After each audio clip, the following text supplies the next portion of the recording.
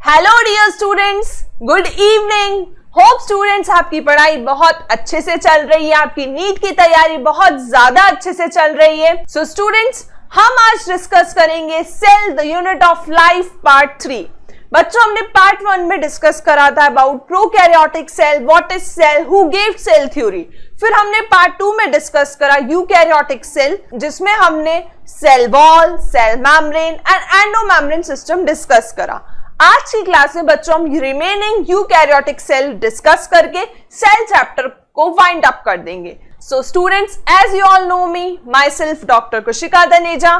Students, ये series में जैसा कि मैं आपको हर बार बताती हूं कि इस सीरीज के अंदर हम एनसीईआरटी क्लास 11, 12 की संपूर्ण तरीके से कवर करेंगे आपके लिए। और इस सीरीज का टारगेट है कि मैक्सिमम स्टूडेंट्स को 340 प्लस मार्क्स दिलवाना।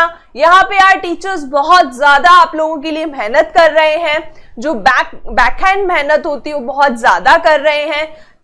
ऐसा भी कर सकते हैं कि हम सिर्फ एनसीईआरटी पढ़ा के चले जाएं, बट एनसीईआरटी के साथ कुछ एक्स्ट्रा मटेरियल भी आपको दिया जा रहा है। आप देख ही चुके होंगे जो अभी तक चैप्टर्स कंप्लीट हो चुके हैं उसमें, और साथ ही साथ जो भी हम एक्स्ट्रा कवर करते हैं उसे इन द फॉर्म ऑफ पीडीएफ आपको फ्रीली अवेलेबल कराते हैं, link in the description box.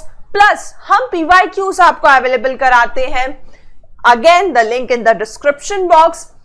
साथ ही साथ students, this is the series by doctor for doctor.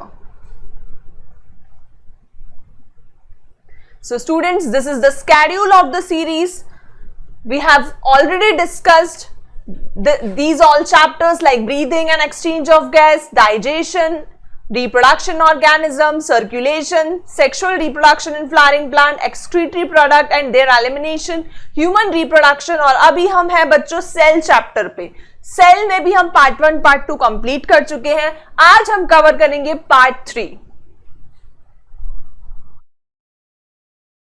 So students,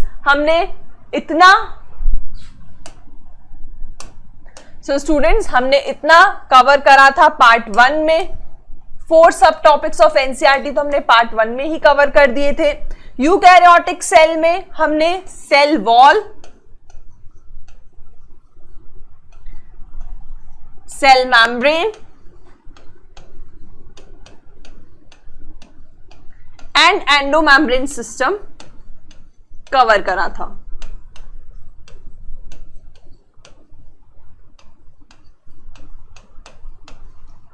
आज की क्लास में बच्चों हम कवर करने वाले हैं रिमेनिंग पार्ट।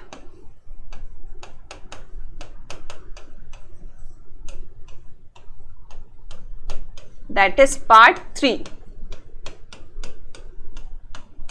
सो स्टूडेंट्स, जैसे कि मैंने आपको बताया, संपूर्ण नीट बायोलॉजी के अंदर आपको मार्क पीडीएफ और पीवाईक्यूज अवेलेबल कराए जाएंगे free of cost, link in the description box. So students, myself Dr. Kushika Dhaneja, as you all know me, I have 7+ years of experience, teaching experience. I have mentored many students to become doctor। और students, साथ ही साथ हमारे साथ है doctor Anshuman Agarwal sir. Sir को भी 10+ year का एक्सपीरियंस है। सर ने MBBS MD किया है। नेक्स्ट स्टूडेंट्स, जो ई सरल का जो कंप्लीट सिस्टम है उसमें है लेक्चर्स हैं, प्रैक्टिस कराते हैं शीट्स और प्रीवियस ईयर क्वेश्चंस की। लेक्चर्स भी नॉर्मल लेक्चर्स नहीं है, they are with animation and 3D images. The lectures are with animation and 3D images. पूरा आपको विजुअलाइजेशन करा के छोड़ते हैं, जिससे आपको कुछ भी चीज रटना नहीं पड़े, नो रट्टाफिकेशन। प्रैक्टिस शीट प्रैक्टिस कराई जाती, प्रीवियस ईयर क्वेश्चंस प्रैक्टिस कराए जाते हैं, टेस्ट करवा लिए जाते हैं, आपके topic wise test plus review test. आपको पर्सनलाइज टाइम टेबल दिया जाता है। हर एक बच्चे का अपना पिकअप मैकेनिज्म अलग अलग होता है, स्कूल टाइमिंग्स अलग अलग होते हैं, पढ़ने का टाइम किसी को सुबह अच्छा याद होता है, किसी को रात में अच्छी पढ़ाई होती है, तो उसके हिसाब से पर्सनलाइज टाइम टेबल दिया जाता है। Doubt solving and mentorship. So students, साथ ही साथ हमारे साथ फिजिक्स के फैकल्टी हैं सरांश गुप्ता सर। सर को आप सभी लोग अच्छे से जानते हैं, सर ऑलरेडी आपको फिजिक्स में दीवाना बना चुके हैं। सर ने स्टूडेंट्स आईआईटी करा है, आईआईटी बॉम्बे से, और सर आपको फिजिक्स पढ़ाते हैं। नेक्स्ट फैकल्टी है स्टूडेंट्स हमारे साथ प्रतीक गुप्ता सर केमिस्ट्री की फैकल्टी हैं और सर भी IIT मुंबई से हैं। सो स्टूडेंट्स, ई सरल में आपको 3 लेयर पर्सनलाइज्ड मेंटरशिप दी जाती है एंड 4 लेयर डाउट सॉल्विंग दी जाती है। एंड इस प्रकार से बच्चों विजुअलाइज लेक्चर्स आपको प्रोवाइड किए जाते हैं with animations and 3D images. Now starting with our topic that is cell.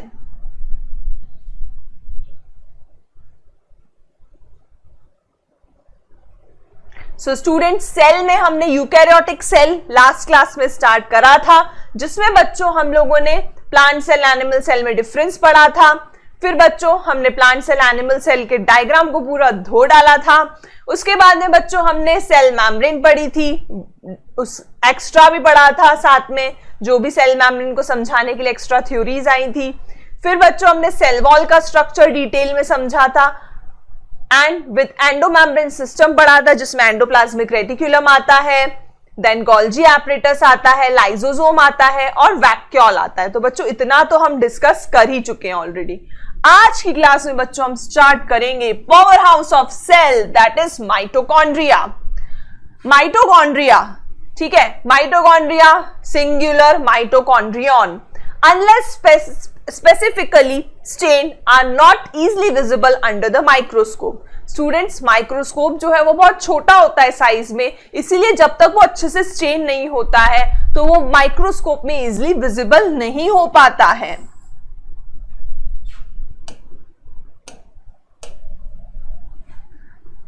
Unless specifically stained are not easily visible under the microscope because of its small size.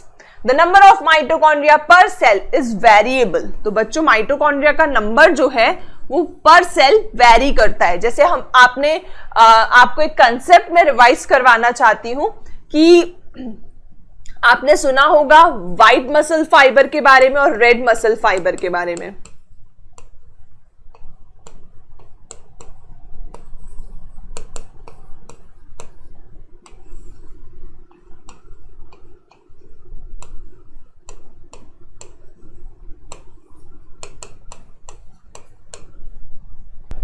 So students, आपने सुना होगा about white muscle fibre and red muscle fibre. White muscle fibre के अंदर mitochondria का number कम होता है, that means mitochondria जो है वो वेरी करता है cell to cell. Mitochondria less होता है, जबकि रेड मसल फाइबर में माइटोकॉन्ड्रिया का नंबर ज्यादा होता है।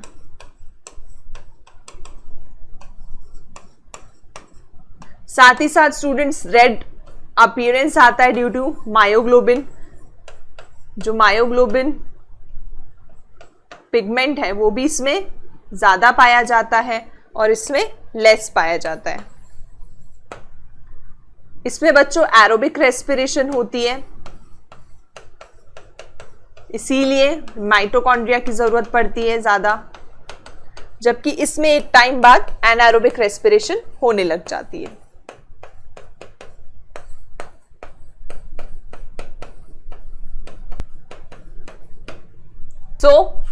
मायोग्लोबिन पिगमेंट कम होने के कारण इसका व्हाइट अपीयरेंस होता है, प्लस इसमें माइटोकॉन्ड्रिया भी कम पाया जाता है। इसमें माइटोकॉन्ड्रिया ज्यादा पाया जाता है और मायोग्लोबिन पिगमेंट ज्यादा होता है, तो इसमें एरोबिक रेस्पिरेशन प्रीडोमिनेंटली होती है और इसमें एनारोबिक रेस्पिरेशन प्रीडोमिनेंटली होती है। माइटोकॉन्ड्रिया का नंबर पे बात हो गई। साथ ही साथ स्टूडेंट, माइटोकॉन्ड्रिया जो है वो डबल वॉल्ड है, इसके पास उसका खुद का डीएनए है, इसके पास इसका खुद का राइबोसोम है, तो एक प्रकार से ये एंडोसिम्बायोन्ट माना जाता है, मतलब इसके पास सब कुछ है, स्टिल वो सेल के अंदर पाया जाता है। सो एंडोसिम्बायोन्ट है। एंडोसिम्बायोन्ट्स में स्टूडेंट्स माइटोकॉन्ड्रिया आता है,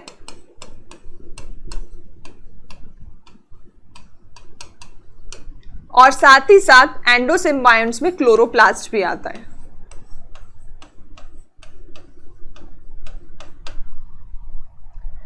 Next, the number of mitochondria per cell is variable depending upon the physiological activity of cell। तो सेल की एक्टिविटी के आधार पे माइटोकॉन्ड्रिया का नंबर वेरी करता है। जैसे स्टूडेंट्स, जो फ्लाइट मसल होती है जो बर्ड को उड़ने में मदद करती है, तो फ्लाइट मसल के अंदर कहा जाता है सबसे ज्यादा अमाउंट में या सबसे ज्यादा नंबर में माइटोकॉन्ड्रिया पाया जाता है। ठीक है। In terms of shape and size also considerable degree of variability is observed, मतलब शेप साइज भी सब में अलग अलग पाए जाते हैं। इट इज सॉसेज शेप्ड और सिलेंड्रिकल शेप, ठीक है। टिपिकली ये कौन से शेप का पाया जाता है, सॉसेज शेप या फिर सिलेंड्रिकल शेप का, जिसका डायमीटर 0.2 to 1 माइक्रोमीटर होता है, मतलब काफी छोटा साइज होता है माइटोकॉन्ड्रिया का, average 0.5 micrometer, and length is only 1 to 4.1 micrometer. तो ये बच्चों माइटोकॉन्ड्रिया की लेंथ और शेप के बारे में था। तो इसका शेप सॉसेज शेप होता है, इस पे क्वेश्चन आता है। सो जनरली इसका शेप सॉसेज शेप होता है या फिर सिलिंड्रिकल होता है, और शेप भी इसके वेरी कर सकते हैं। और बच्चों इसका डायमीटर है 0.2 to 1 micrometer, not very much important, बस आपको पता होना चाहिए कि इसका साइज बहुत छोटा होता है। अगर इसको अच्छे से स्टेन नहीं करा गया तो ये माइक्रोस्कोप में हमें नहीं दिखने वाला है। हर माइटोकॉन्ड्रिया जो है स्टूडेंट्स डबल मेम्ब्रेन है, ये बहुत इंपॉर्टेंट है। डबल मेम्ब्रेन स्ट्रक्चर में माइटोकॉन्ड्रिया आता है, क्लोरोप्लास्ट, दोनों ही डबल मेम्ब्रेन होते हैं। तो स्टूडेंट्स आप देख सकते हैं माइटोकॉन्ड्रिया का स्ट्रक्चर है, ये भी सिंपल माइटोकॉन्ड्रिया का ही स्ट्रक्चर है। ये माइटोकॉन्ड्रिया की स्टूडेंट्स आउटर मेम्ब्रेन है, ठीक है। डबल मेम्ब्रेन स्ट्रक्चर बोला है तो आउटर मेम्ब्रेन है। ये माइटोकॉन्ड्रिया की इनर मेम्ब्रेन है। आउटर मेम्ब्रेन इसकी सिंपल होती है, जबकि इनर मेम्ब्रेन जो है स्टूडेंट्स अंदर की तरफ एक फिंगर लाइक प्रोजेक्शंस बनाती है, जिसे क्रिस्टा कहा जाता है। क्या कहा जाता है बच्चों, क्रिस्टा। और आउटर मेम्ब्रेन और इनर मेम्ब्रेन के बीच में इंटर मेम्ब्रेन स्पेस पाई जाती है।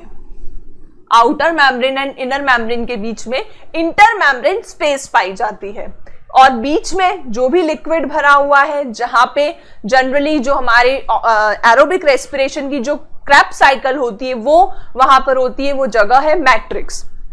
तो अंदर का जो खाली स्थान है वो मैट्रिक्स कहलाता है। So this is matrix. अब बच्चों कुछ चीजें यहाँ पे एनसीईआरटी के डायग्राम में लेबल नहीं कराई गई है, तो वो मैंने आपके लिए यहां पर लेबल करके बताई है। देखिए स्टूडेंट्स, ये सिंपल स्ट्रक्चर है माइटोकॉन्ड्रिया का, जिसमें आपको ये आउटर मेम्ब्रेन दिख रही है, देन ये आपको ब्लू कलर की इंटर मेम्ब्रेन स्पेस दिख रही है,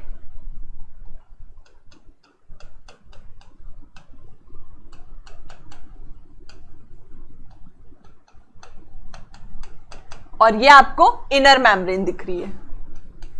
आउटर और इनर मेम्ब्रेन के बीच में हमें इंटर मेम्ब्रेन स्पेस दिखती है।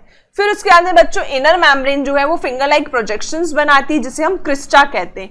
इन क्रिस्टा के ऊपर भी स्टूडेंट्स हेड और टेल लाइक स्ट्रक्चर मिलते हैं हमें कुछ इस प्रकार, जिसे हम ऑक्सीजोम कहते हैं, F1 F0 पार्टिकल, ठीक है। इसके पास इसका खुद का राइबोसोम पाया जाता है, इसके पास इसका खुद का सर्कुलर सिंगल डीएनए पाया जाता है, और ये स्ट्रक्चर है एनसीईआरटी, ये स्ट्रक्चर है माइटोकॉन्ड्रिया का। और जो बीच में जो सब्सटेंस रहता है, फ्लूइड रहता है, एम्प्टी स्पेस होता है, उसे हम मैट्रिक्स कहते हैं। So this is matrix, this is outer membrane, inner membrane and inter membrane space. Crista are form by the inner membrane. Inner membrane जो है वो फिंगर लाइक प्रोजेक्शंस बनाती towards the matrix, which is called Crysta.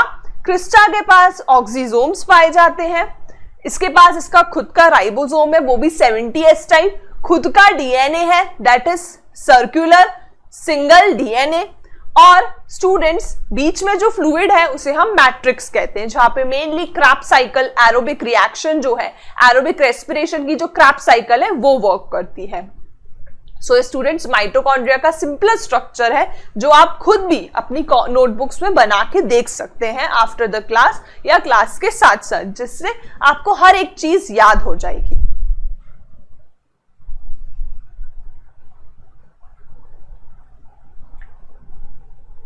So students mitochondria double membrane bound है। अभी हमने देखा उसमें दो लेयर का होती है, एक आउटर मेम्ब्रेन, एक inner membrane, with outer membrane and the inner membrane dividing its lumen distinctly into two aqueous compartment, जिससे वो two aqueous compartment में डिवाइड हो जाता है, एक मैट्रिक्स बीच में और एक इंटर मेम्ब्रेन स्पेस।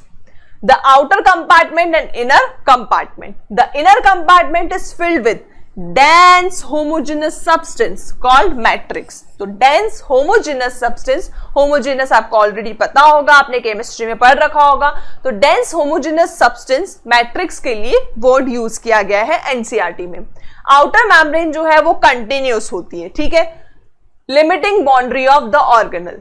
और जो इनर मेम्ब्रेन है, ठीक है, जो आउटर है ना वो तो कंटिन्यूस है, लेकिन जो इनर मेम्ब्रेन है वो नंबर ऑफ इनफोल्डिंग्स बनाती है।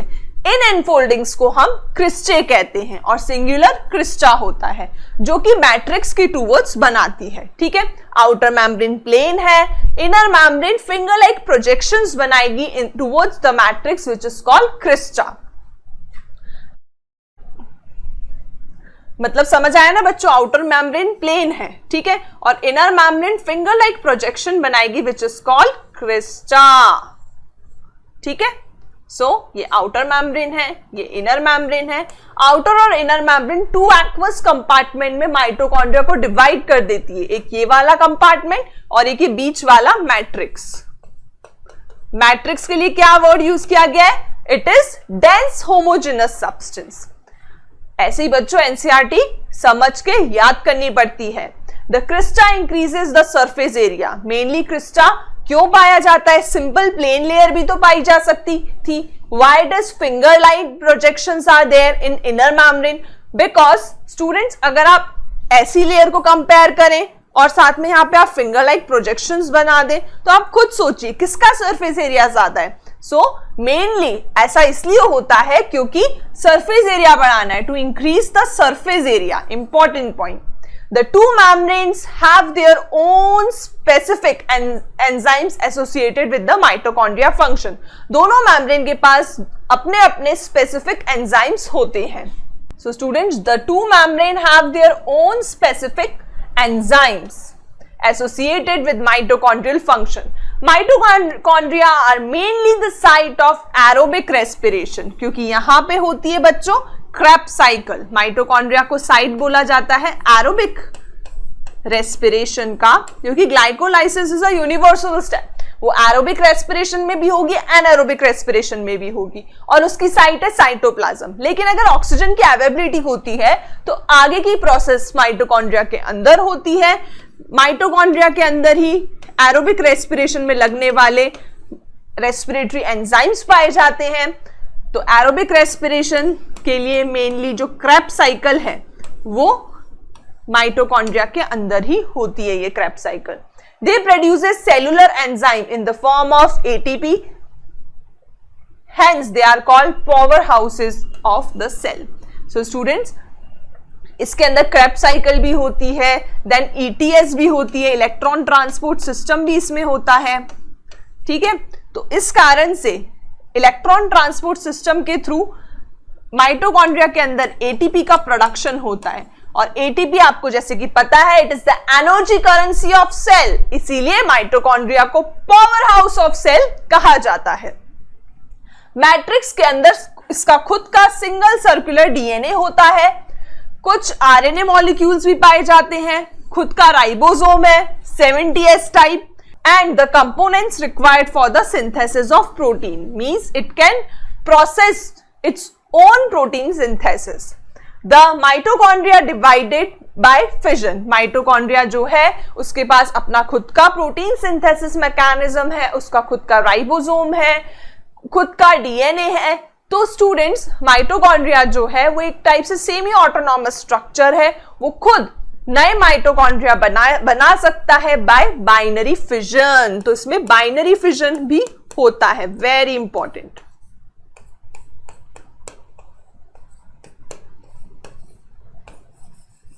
सो ये हमारा power house of cell that is mitochondria यहां पे खत्म होता है।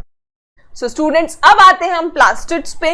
जिस प्रकार से माइटोकॉन्ड्रिया डबल मेम्ब्रेन बाउंड था उसी प्रकार से प्लास्टिड भी डबल मेम्ब्रेन बाउंड है, और प्लास्टिड्स में PLA आ रहा है, मतलब प्लास्टिड सिर्फ प्लांट्स में पाए जाते हैं, they are absent in animals.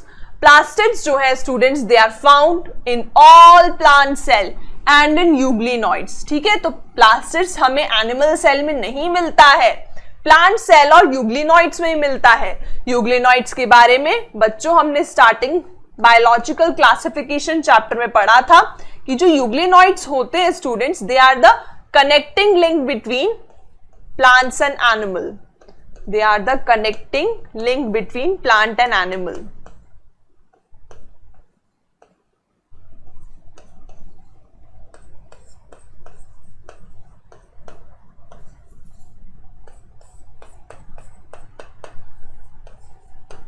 They are the connecting link between plant and animal. Then they are easily observed under the microscope. देखो माइटोकॉन्ड्रिया को माइक्रोस्कोप पे देखना बड़ा ही मुश्किल था क्योंकि इसका साइज बहुत छोटा था, लेकिन प्लास्टिड्स का साइज बड़ा होता है. वो लार्जेस्ट ऑर्गेनल माना जाता है आफ्टर न्यूक्लियस. तो प्लास्टिड्स को हम आसानी से माइक्रोस्कोप में देख सकते हैं. These are easily observed under the microscope. Easily observed under the microscope. They are large. इनके पास कुछ स्पेसिफिक पिगमेंट्स होते हैं जिससे कलर प्रोड्यूस होता है. They have some specific pigments, thus imparting specific color of the plant.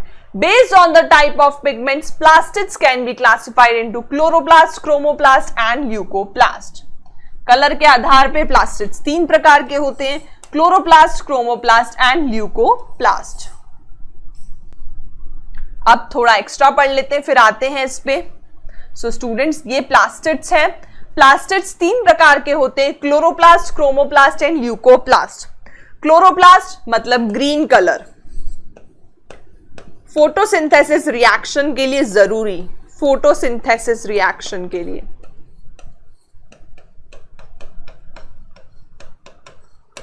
Chromoplast green के अलावा जो दूसरे कलर्स होते हैं उनके लिए रिस्पॉन्सिबल है क्रोमोप्लास्ट. ल्यूकोप्लास्ट कलरलेस होते हैं क्योंकि इनका मेन फंक्शन होता है to store food. Storing mechanism में ये इन्वॉल्व होते हैं. अब ल्यूकोप्लास्ट फर्दर 3 टाइप्स के होते हैं: अमाइलोप्लास्ट, इलायोप्लास्ट, एल्यूरोप्लास्ट. अमाइलोप्लास्ट जो है स्टूडेंट्स वो कार्बोहाइड्रेट स्टार्च स्टोर करते हैं. इलायोप्लास्ट जो होते हैं स्टूडेंट्स वो ऑयल स्टोर करते हैं. और एल्यूरोप्लास्ट जो होते हैं स्टूडेंट्स वो प्रोटीन स्टोर करते हैं. ठीक है बच्चों, तो प्लास्टिड्स 3 टाइप के होते हैं. On the basis of pigment they are having, if they have green pigment they are called chloroplast. If they have some other pigment other than green then it is called chromoplast, and if they have no pigment they are colorless then they are called leucoplast. Leucoplast का main function होता है to store food. अगर वो oil store करेंगे तो उसे हम elaioplast कहेंगे. अगर वो कार्बोहाइड्रेट और स्टार्च स्टोर करेंगे तो उसे हम अमाइलोप्लास्ट कहेंगे. और अगर वो प्रोटीन स्टोर करेंगे तो उसे हम एल्यूरोप्लास्ट कहेंगे. इसके बाद में स्टूडेंट्स हम क्लोरोप्लास्ट का स्ट्रक्चर डिटेल में डिस्कस करेंगे क्योंकि क्लोरोप्लास्ट का स्ट्रक्चर बहुत ज्यादा इंपॉर्टेंट है. फोटोसिंथेसिस मैकेनिज्म क्लोरोप्लास्ट में ही होता है. सो स्टूडेंट्स, उससे पहले एनसीईआरटी की थोड़ी थ्योरी कवर करते हैं. The chloroplast contains chlorophyll. Chloroplast green क्यों है? Because it contain chlorophyll and carotenoid pigments also which are responsible for trapping light energy essential for photosynthesis. ठीक है, क्लोरोफिल और कैरोटीनॉइड पिगमेंट्स होते हैं. Chlorophyll A, B, xanthophyll, carotenoid pigment, ये सब पाए जाते हैं क्लोरोप्लास्ट में. क्लोरोफिल में भी chlorophyll A, B, then carotenoid,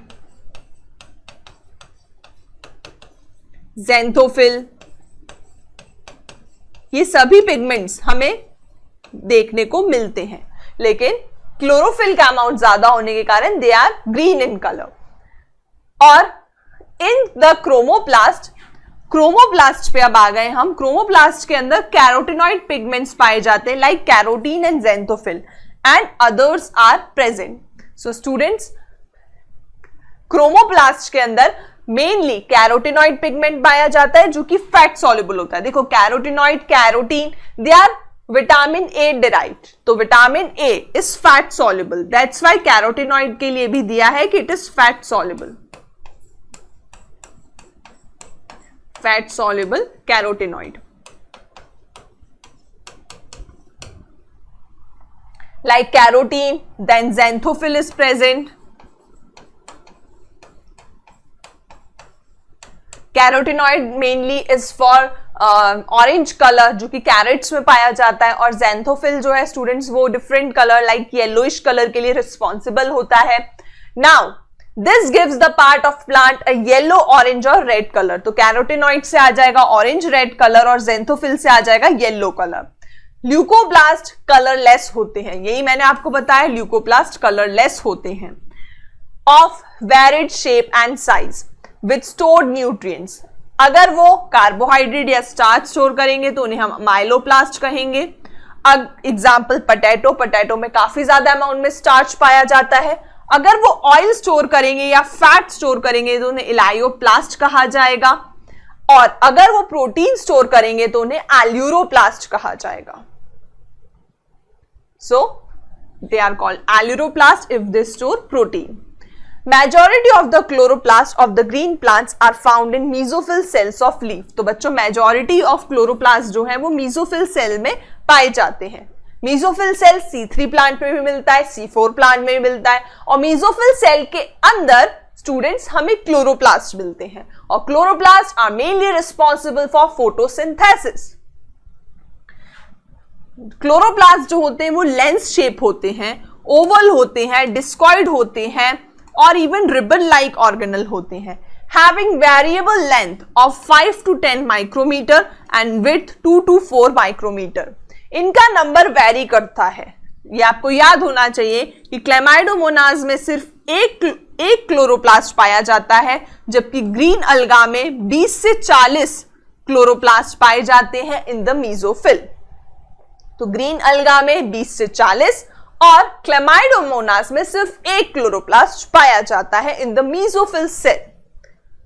so students, जैसे कि हमने माइटोकॉन्ड्रिया में देखा था कि माइटोकॉन्ड्रिया जो है उसके पास उसका खुद का डीएनए होता है, खुद का राइबोसोम होता है, डबल मेम्ब्रेन बाउंड होता है। सिमिलरली प्लास्टिड्स लाइक क्लोरोप्लास्ट भी सेम स्ट्रक्चर शो करते हैं, सेम फीचर शो करते हैं। That is like mitochondria, chloroplasts are also double membrane bound। यही हमने माइटोकॉन्ड्रिया में भी देखा था, double membrane bound feature of the two। inner chloroplast membrane is relatively less permeable। So students, एक बार क्लोरोप्लास्ट का स्ट्रक्चर देख लेते हैं, फिर आएंगे थ्योरी के ऊपर।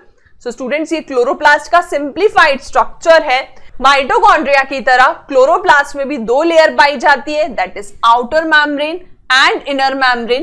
इन दोनों को मिला के डबल मेम्ब्रेन कहा जाता है, similarly as mitochondria. So double membrane structure है क्लोरोप्लास्ट का भी, माइटोकॉन्ड्रिया का भी, दोनों एंडोसिम्बायोन्ट्स हैं। साथ ही साथ स्टूडेंट्स यहाँ पे ग्रैना पाए जाते हैं। ग्रैना जो होते हैं स्टूडेंट्स वो एक के ऊपर एक अरेंज होते हैं, like a stack of coin. अगर मैं कॉइन के ऊपर कॉइन रखती जाऊंगी उस प्रकार से ग्रैना थैलाकॉइड अरेंज होते हैं, और जब वो स्टैक ऑफ कॉइन के फॉर्म में अरेंज हो जाते हैं तो उसे हम ग्रैनम कहते हैं। क्लोरोप्लास्ट के पास उसका खुद का डीएनए होता है, सर्कुलर डीएनए। स्टार्च ग्रैन्यूल्स होते हैं, खुद का राइबोसोम होता है, दैट इज 70S टाइप। जो लिक्विड होता है उसे हम स्ट्रोमा कहते हैं, जो इनर कंपार्टमेंट होता है उसे हम स्ट्रोमा कहते हैं। और बच्चे जो ग्रैना आपस में जो जुड़े रहते हैं बाय स्ट्रोमल लैमेले। लिपिड ड्रॉपलेट्स भी पाई जाती है और स्टार्च ग्रैन्यूल्स भी पाए जाते हैं। बच्चों, अब जो क्लोरोफिल है, क्लोरोफिल जो है बच्चों वो थैलाकॉइड की मेम्ब्रेन में पाए जाते हैं। थैलाकॉइड की मेम्ब्रेन ग्रैना की भी हो सकती है, यहाँ की भी हो सकती है, और स्ट्रोमल लैमेले की भी हो सकती है। यहाँ पे क्लोरोफिल ए, क्लोरोफिल बी पाए जाते हैं। जैसे इस थैलाकॉइड मेम्ब्रेन में अगर हम देखें तो क्लोरोफिल ए, क्लोरोफिल बी दोनों मिलेंगे, जिस कारण से साइक्लिक फोटोफॉस्फोराइलेशन होगा, जबकि स्ट्रोमल लैमेले के अंदर हमें सिर्फ क्लोरोफिल बी देखने को मिलेगा। फिर स्ट्रोमा के अंदर स्टूडेंट्स डार्क रिएक्शन होती है, डार्क रिएक्शन स्ट्रोमा के अंदर होती है।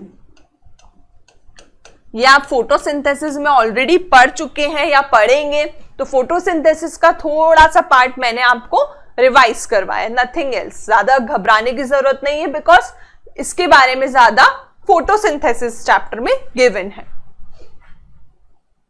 सो स्टूडेंट्स, अब एनसीईआरटी की थ्योरी पर आते हैं। डबल मेम्ब्रेन बाउंड है माइटोकॉन्ड्रिया की तरह, outer membrane and inner membrane पाई जाती है।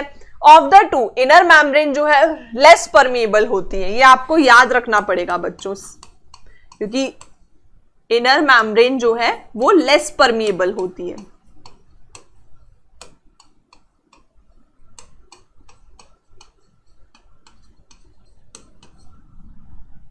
The space limited by the inner membrane of chloroplast is called stroma।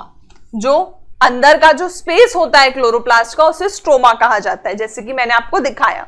The number of organised flattened membranous sac called thylakoid.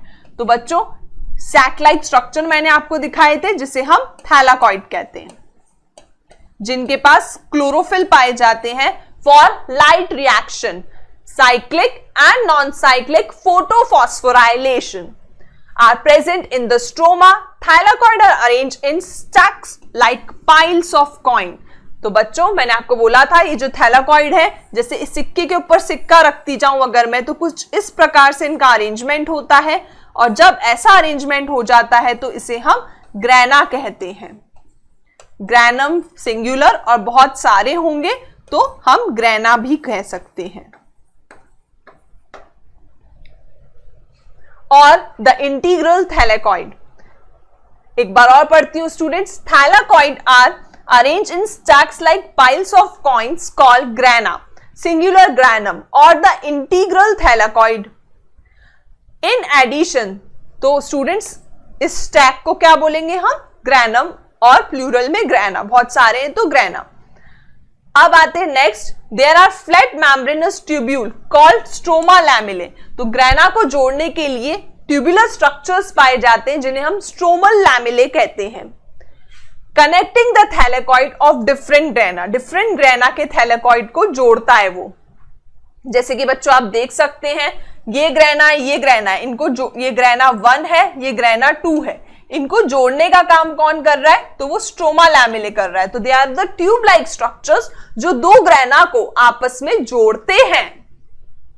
And even stroma lamellae is for light reaction. जिस प्रकार grana light reaction के लिए responsible है, similarly stroma lamellae is also responsible for light reaction. लेकिन students stroma के अंदर dark reaction होती है। The membrane of thylakoid encloses a space called lumen। अब थैलाकॉइड के अंदर भी जो स्पेस है उसे हम ल्यूमेन कहते हैं। तो आपको याद होना चाहिए स्टूडेंट्स, क्लोरोप्लास्ट के अंदर की स्पेस को स्ट्रोमा कहेंगे, माइटोकॉन्ड्रिया के अंदर की स्पेस को मैट्रिक्स कहेंगे, और वहीं थैलाकॉइड के अंदर की स्पेस को ल्यूमेन कहेंगे। The stroma of the chloroplast contains enzyme required for synthesis of carbohydrate and protein। मतलब मैं कह सकती हूं स्ट्रोमा के अंदर डार्क रिएक्शन होगी। Stroma is the site for dark reaction, इस लाइन का मतलब है।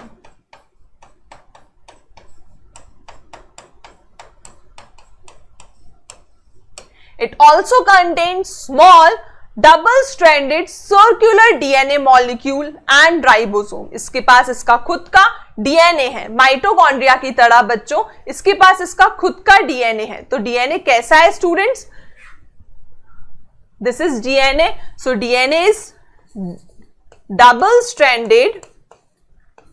stranded circular,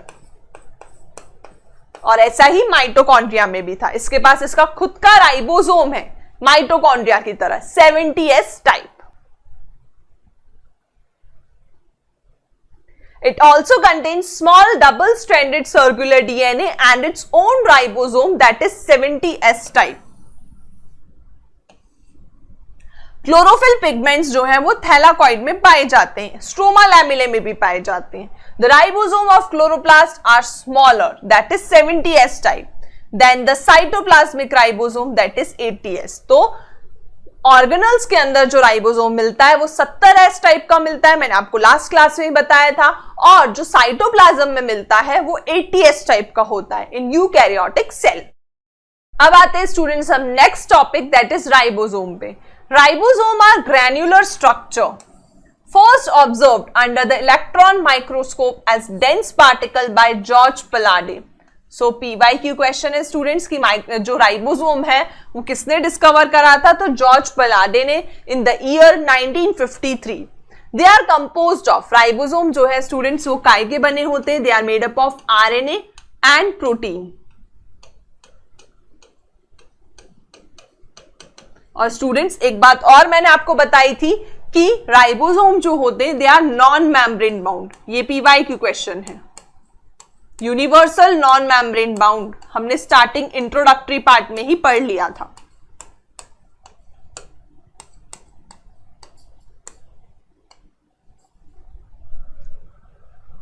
they are composed of RNA and protein and are not surrounded by any membrane, मतलब नॉन मेम्ब्रेन बाउंड है। The eukaryotic ribosome are 80S while the prokaryotic ribosome are 70S. So students, ribosome जो होते हैं वो एक large और एक small सब यूनिट के बने होते हैं जो जरूरत पड़ने पर that is during the protein synthesis वो यूनाइट हो जाती है in the presence of magnesium. Mg2 positive की प्रेजेंस में ये यूनाइट होके एक सिंगल यूनिट बना देती है। सो स्टूडेंट्स ये जो S है, S का मतलब ऐसा नहीं कि जो 70S है उसको मैं इक्वल नंबर में डिवाइड करूंगी और 80S को इक्वल नंबर में डिवाइड करूंगी। 70S और 80S सेडिमेंट्री कोफिशिएंट है या स्वेडबर्ग कोफिशिएंट है। इसमें सेडिमेंटेशन के आधार पर बताया गया है कि 70S के जो 2/4 सब यूनिट है वो क्या क्या किस किस नंबर पे सेडिमेंटेशन शो करते हैं और जब उन्हें मिला दिया जाता है तो कौन से नंबर पे वो सेडिमेंटेशन शो करते हैं। सो सबका सेडिमेंटेशन कोफिशिएंट अलग अलग होता है, उस आधार पर ये निकाला गया है। तो चलिए मैं आपको बताती हूं किस प्रकार से है ये। सो स्टूडेंट्स, राइबोसोम जो है वो 2 प्रकार के होते हैं।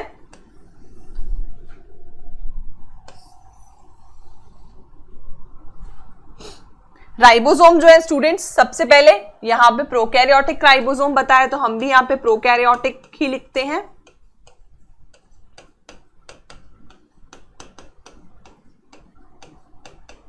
और एक होता है यूकैरियोटिक राइबोसोम।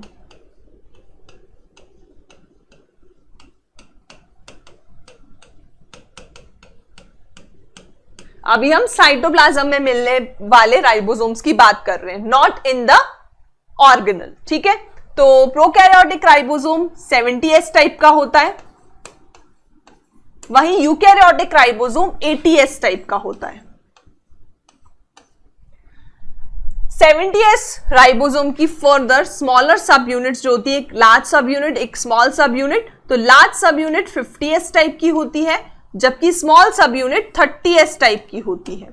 तो यहां पे मैंने आपको लास्ट क्लास में बताया था कि आप ऑड नंबर से याद रखेंगे, 753 are odd number. Similarly 80S जो है वो लार्ज सब यूनिट दैट इज 60S और स्मॉल सब यूनिट दैट इज 40S में डिवाइडेड होता है, ठीक है। तो यहां पे सब इवन नंबर है दैट इज 864। सो स्टूडेंट्स कुछ इस प्रकार से अरेंजमेंट होता है। This is 50S subunit, this is 30S subunit of 70S ribosome and this is large 60S subunit and 40S subunits of eukaryotic 80S ribosome. So students, जो larger subunit होती है उसके अंदर further RNA भी पाया जाता है और प्रोटीन भी पाया जाता है। तो जो 70S subunit है उसके अंदर 60% ribosomal RNA पाया जाता है और 40% प्रोटीन पाया जाता है। वहीं 80S के अंदर स्टूडेंट्स 80S के अंदर स्टूडेंट्स क्या होता है, 80S के अंदर 40% राइबोसोमल आरएनए पाया जाता है और 60% प्रोटीन पाया जाता है। इसमें 40% प्रोटीन है, इसमें 60% प्रोटीन है, इसमें 60% राइबोसोमल आरएनए, इसमें 40% राइबोसोमल आरएनए। तो आपको पता होना चाहिए फॉर सम एक्स्ट्रा नॉलेज कि 70S राइबोसोम के अंदर राइबोसोमल आरएनए ज्यादा होता है। एक का याद रख लो, बाकी चीजें ऑटोमेटिकली अपोजिट कर देना। अब जो 50S सब यूनिट है 70S के अंदर, उसमें राइबोसोमल आरएनए 5S और 23S टाइप मिलता है और स्मॉलर सब यूनिट 30S में 16S टाइप का हमें राइबोसोमल आरएनए मिलता है। वही स्टूडेंट्स यूकैरियोटिक राइबोसोम में दैट इज 80S टाइप में हमें 60S के अंदर 5S, 5.8S और 28S आरएनए मिलता है, जबकि 40S में हमें 18S आरएनए मिलता है। सो स्टूडेंट्स, ये कुछ एक्स्ट्रा है अब आते हैं स्टूडेंट्स हम एनसीईआरटी की थ्योरी पे about ribosome. The eukaryotic ribosome are 80s while the prokaryotic ribosome is 70s. Each ribosome has 2 subunit. हर एक राइबोसोम के पास 2 सब यूनिट होती है, एक बड़ी सब यूनिट, एक छोटी सब यूनिट। सो एक लार्ज सब यूनिट होती है, एक स्मॉल सब यूनिट होती है। The 2 subunits of 80s are 60 and 40. 80 के मैंने बताया आपको जो फर्दर सब यूनिट्स है वो 60-40 है, वही 70s की स्टूडेंट्स 50-30 है। 70s राइबोसोम की 50-30 है। एस का मतलब यहां पे स्वेटबर्ग्स यूनिट होता है या फिर सेडिमेंटेशन कोफिशिएंट होता है। It stands for sedimentation coefficient. It is indirectly a measure of density and size. ये एक प्रकार से डेंसिटी और साइज का मेजर है। दोनों 70s और 80s जो है उनके पास में फर्दर 2 सब यूनिट्स होती है, एक लार्जर सब यूनिट और एक स्मॉलर सब यूनिट। और बच्चों यूकैरियोटिक सेल्स के पास में साइटोप्लाज्म में तो 80s राइबोसोम होता है, लेकिन ऑर्गेनल्स जैसे माइटोकॉन्ड्रिया, क्लोरोप्लास्ट, इनके पास में ऑर्गेनल के अंदर 70s टाइप ऑफ राइबोसोम पाया जाता है। मतलब यूकैरियोट्स के केस में दोनों टाइप के राइबोसोम मिलते हैं, लेकिन प्रोकैरियोट के केस में सिर्फ साइटोप्लाज्म में 70s टाइप ऑफ राइबोसोम ही मिलता है। अब आते हैं स्टूडेंट्स हम साइटोस्केलेटन पे। साइटोस्केलेटन में आता है स्टूडेंट्स माइक्रोट्यूब्यूल,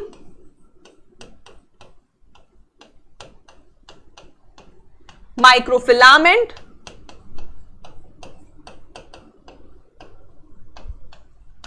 और intermediate filament.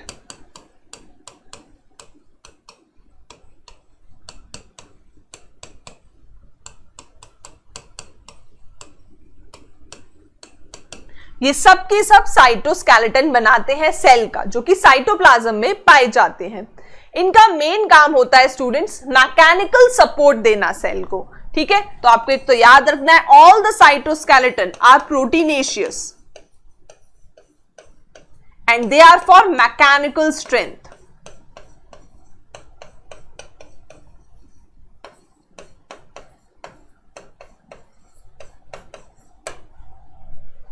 So an elaborate network of filamentous proteinaceous structure consisting of microtubule, microfilament, intermediate filament present in the cytoplasm is collectively referred as cytoskeleton. The cytoskeleton in a cell are involved in many functions such as mechanical support, motility, maintenance of the shape of cell. So what is the function of cytoskeleton? Main function is mechanical strength. It also helps in motility.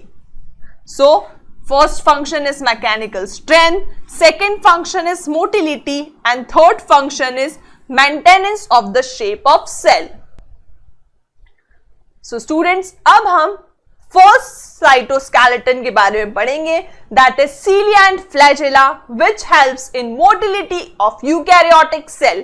Flagella is also present in prokaryotic cell.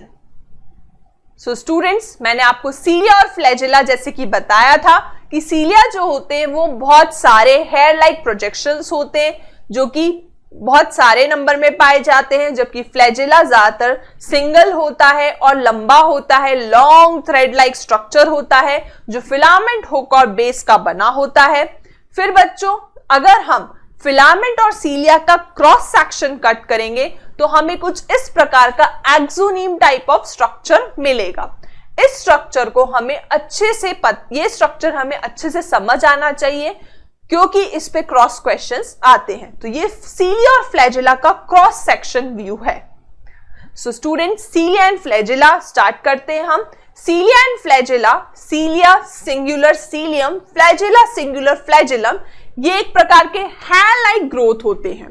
जैसे ये cell है, cell के ऊपर students hair like growth पाए जाएंगे, दे are called सीलिया। और कभी कभार सेल के ऊपर एक सिंगल आउटग्रोथ पाई जाएगी which helps in motility, it is called flagella. So of the cell membrane, cilia are small structures which forms like oars. तो students cilia small structure होते हैं, इस प्रकार से आप देख सकते हैं, causing the movement of either the cell or the surrounding fluid. तो ये cilia है students, ये छोटे छोटे होते हैं और बहुत सारे होते हैं नंबर में। ये या तो सेल का मूवमेंट कराते हैं, सेल का मूवमेंट कराते हैं, या फिर सराउंडिंग में मौजूद फ्लूइड का मूवमेंट कराते हैं।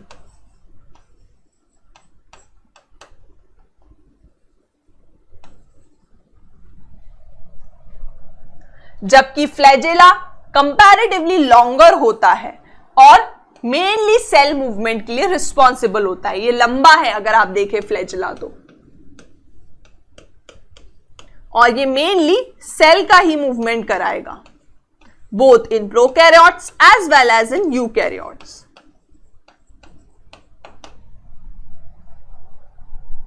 द प्रोकैरियोटिक बैक्टीरिया के पास भी फ्लैजेला होता है। अभी मैंने कहा फ्लैजेला दोनों में पाया जाता है, प्रोकैरियोट्स में भी और यूकैरियोट्स में, जबकि सीलिया सिर्फ यूकैरियोटिक सेल में पाया जाता है। So flagella is present in both prokaryotes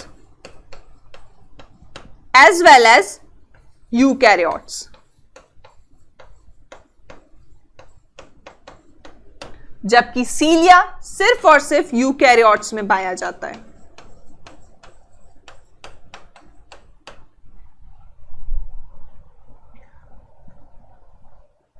but these are structurally different from that of eukaryotic flagella. लेकिन प्रोकैरियोटिक फ्लैजेला यूकैरियोटिक फ्लैजेला से स्ट्रक्चरली डिफरेंट होता है। तो ये भी आपको पता होना चाहिए कि स्ट्रक्चरली दोनों डिफरेंट है। ये भी क्वेश्चन पूछा जा सकता है कि फ्लैजेला दोनों में मिलता है, क्या उनका स्ट्रक्चर सेम है या अलग अलग है? तो आपको पता होना चाहिए prokaryotic flagella is different from eukaryotic flagella. अब हम स्टूडेंट्स इलेक्ट्रॉन माइक्रोस्कोप स्टडी करेंगे सीलिया और फ्लैजेला की। तो हमें दिखेगा कि they are covered with plasma membrane, their core called axoneme and possess a number of microtubule running parallel to the long axis. So students, सबसे बाहरी प्लाज्मा मेम्ब्रेन पाई जाएगी और फिर ये एक्सोनीम टाइप स्ट्रक्चर होगा। So this is the plasma membrane. This green color is plasma membrane और ये axoneme है, ठीक है। अंदर का जो स्ट्रक्चर है उसके लिए एक्सोनीम वर्ड का यूज किया जाता है, ठीक है। अब इसके अंदर अगर हम देखें बच्चों, तो थ्योरी पढ़ने से पहले हम डायग्राम को स्टडी करते हैं। अगर हम देखें स्टूडेंट्स, तो ये डबलेट्स पाए जाते हैं, 9 डबलेट्स पाए जाते हैं, ठीक है। तो this is 1, this is 2, this is 3, this is 4, this is 5, this is 6, this is 7, this is 8 and this is 9। तो 9 जोड़े पाए जाते हैं। तो मैं बोल सकती हूं there are peripherally arrange 9 doublets. तो स्टूडेंट्स, ये 9 डबलेट्स पाए जाते हैं, पेरिफेरल माइक्रोट्यूब्यूल डबलेट्स के फॉर्म में अरेंज हैं और कितने टोटल 9 है नंबर में। अब ये जो peripheral microtubules that is doublets हैं, ये जो जोड़े हैं, ये आपस में एक दूसरे से इंटर डबलेट ब्रिज के द्वारा जुड़े हुए। किसके द्वारा जुड़े हुए बच्चों? इंटर डबलेट ब्रिज के द्वारा, ठीक है। देखो, पहले तो 9 जोड़े हैं पेरिफेरी में अरेंज्ड, ठीक है। अब प्रत्येक जोड़ा आपस में इंटर डबलेट ब्रिज के माध्यम से जुड़ा हुआ है। This is inter doublet bridge. अब स्टूडेंट, सेंटर में अगर हम देखें तो सेंट्रल माइक्रोट्यूब्यूल मिलती है, लेकिन अलग अलग, यहां पे जोड़े नहीं है, सिंगल सिंगल मिलती है। ये एक माइक्रोट्यूब्यूल है सेंट्रल माइक्रोट्यूब्यूल, ये दूसरी माइक्रोट्यूब्यूल है। तो यहां पे अकेली अकेली मिलती है, डबलेट फॉर्म में नहीं मिलती है। ये जो सेंट्रल माइक्रोट्यूब्यूल है, ये कवर्ड है बाय, इधर से सी बनाना है, इधर से सी बनाना है, यहां से ओपन है, ठीक है, by covered by central sheath. अब जो सेंट्रल शीथ है और बाहर वाले माइक्रोट्यूब्यूल डबलेट है, वो जुड़े हुए हैं रेडियल स्पोक के द्वारा। किसके द्वारा बच्चों? रेडियल स्पोक के द्वारा। तो 9 जोड़े हैं तो 9 रेडियल स्पोक हैं। तो ये अरेंजमेंट क्या कहलाता है? सेंट्रल माइक्रोट्यूब्यूल 2 हैं। तो ऐसे अरेंजमेंट को स्टूडेंट्स हम 9+2 अरेंजमेंट कहेंगे। तो this is 9+2 arrangement of microtubule. 9 periphery में अरेंज है और 2 सेंटर में अरेंज्ड है। The axoneme usually has 9 doublets of radially arranged peripheral microtubule। तो 9 जोड़े बाहर की तरफ हैं, जैसे हमने पढ़ा सबसे पहले प्लाज्मा मेम्ब्रेन है, फिर 9 जोड़े बाहर की तरफ है।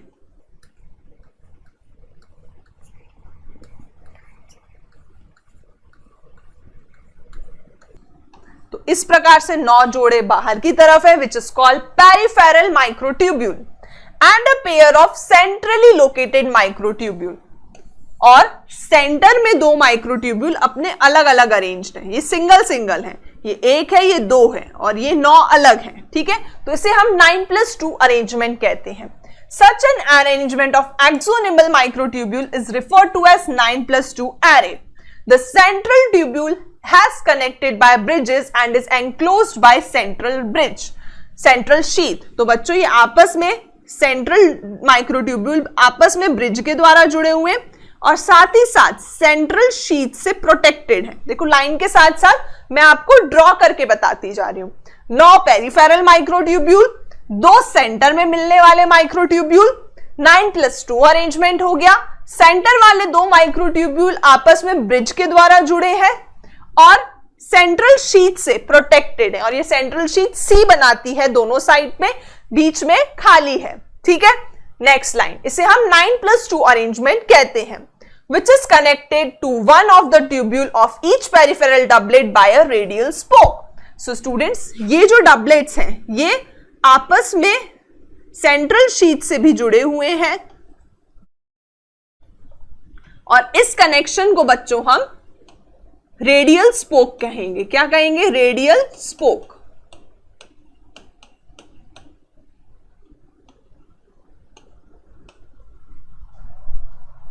Thus there is 9 radial spoke। ठीक है, तो रेडियल स्पोक भी 9 हो जाएंगे नंबर में। The peripheral doublet are also interconnected by linkers। देखो अब एक और चीज दिखाती हूं, देखो जोड़े जोड़े जो पेरिफेरल डबलेट है वो आपस में भी तो जुड़े हुए हैं, जिसे हम क्या बोलते हैं? लिंकर्स। ठीक है, तो लिंकर्स के द्वारा ये भी आपस में जुड़े हुए हैं।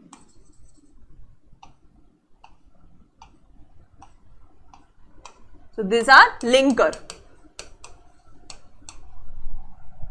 Both the cilium and flagellum emerge from centriole-like structure called basal body। Very important, इस पे क्वेश्चन पूछा जा सकता है नीट एग्जाम में कि सीलिया फ्लैजेला दोनों ही एक सेंट्रियोल-लाइक स्ट्रक्चर से बनते हैं, जिसे हम बेसल बॉडी कहते हैं। Very very important. ठीक है, तो सीलिया फ्लैजेला का जो क्रॉस सेक्शन है वो कुछ इस प्रकार से दिखता है।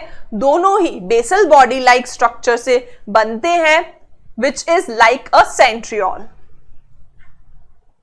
सो स्टूडेंट्स, होप आपको सीलिया फ्लैजेला का स्ट्रक्चर अच्छे से समझ आ गया होगा। एक ये माइक्रोस्कोप में कुछ इस प्रकार से दिखता है और ये हैंड ड्रॉन स्ट्रक्चर है। सो स्टूडेंट्स, मैंने आपको क्या बताया एक बार और मैं आपको रिवाइज करा देती हूं कि सीलिया और फ्लैजेला जो है वो प्लाज्मा मेम्ब्रेन से प्रोटेक्टेड है। 9 जोड़े पेरिफेरल माइक्रोट्यूब्यूल के पाए जाते हैं इन the form of doublet. Centre में अकेला अकेला सेंट्रल माइक्रोट्यूब्यूल पाए जाते हैं 2। ये आपस में भी ब्रिज के द्वारा कनेक्टेड होते हैं। They are also covered by central sheath. Peripheral microtubule central sheath से कनेक्टेड है with the help of radial spoke. So there are 9 radial spoke as there are 9 peripheral microtubules doublet। अब जो peripheral microtubule के doublets हैं वो भी आपस में इंटर डबलेट ब्रिज या फिर लिंकर्स के द्वारा कनेक्टेड है। So students, this is the structure of cilia and flagella. अगर हम उसे क्रॉस सेक्शन में कट करेंगे, इस टाइप के अरेंजमेंट को हम 9+2 अरेंजमेंट बोलते हैं। 9 डबलेट्स बाहर और 2 सिंगलेट अंदर। अब आते हैं स्टूडेंट्स सेंट्रोजोम एंड सेंट्रियोल पे। सो स्टूडेंट्स, सीलिया और फ्लैजेला का जो हमने टीएस देखा अभी, कुछ ऐसा ही एक्सोनीम टाइप स्ट्रक्चर होता है सेंट्रोजोम का। Centrosome which is made up of 2 centrioles arrange in 90 degree angle, और इनका मेनली रोल होता है सेल डिवीजन के वक्त। और एक और इंपॉर्टेंट चीज कि ये भी नॉन मेम्ब्रेनस होता है जैसे राइबोसोम होता था, लेकिन ribosome plant cell, animal cell दोनों में पाया जाता था, लेकिन सेंट्रोसोम ये सिर्फ और सिर्फ हमें एनिमल सेल में देखने को मिलता है। तो ट्विस्ट करके क्वेश्चन आपसे पूछा जा सकता है, आपको पता होना चाहिए centrosome is a non membrane bound structure, it is present only in animal cell and its function is in cell division. And centrosome is made up of 2 centrioles arranged in 90 degree at the pole, and its main function is in cell division. So students, without wasting much time, चलिए start करते हैं centrosome and centriole. Centrosome organelle है usually containing 2 cylindrical structures called centriole. यही मैंने आपको कहा था कि जब 2 centriole cylindrical जो कि structure होते हैं, ये जब 90 डिग्री एंगल पे अरेंज होते हैं, then it is called centrosome. So अगर मैं ईच की बात करूं तो each is centriole, 2 centriole are arrange at 90 degree angle, then it forms centrosome. They are surrounded by amorphous pericentriolar material. तो ये अमॉर्फस पेरीसेंट्रियोल मटेरियल से कवर्ड होता है, ये बात भी आपको याद रखनी है। It is covered by pericentriolar material.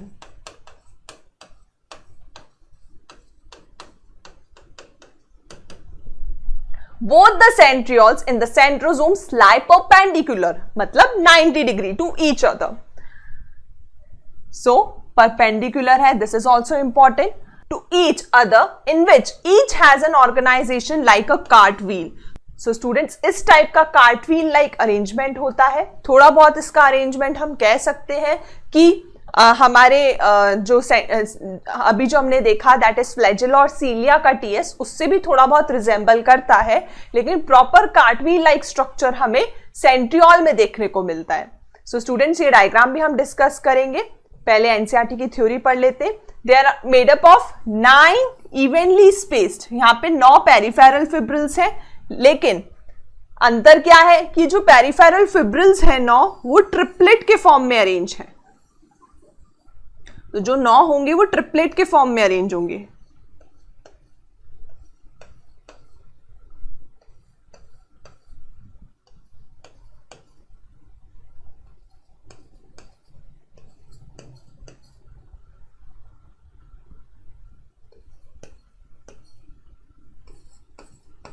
इस प्रकार का अरेंजमेंट होता है 9 पेरिफेरल फिब्रिल्स का, जो कि बनी है ट्यूबुलिन प्रोटीन की। They are made up of tubulin protein.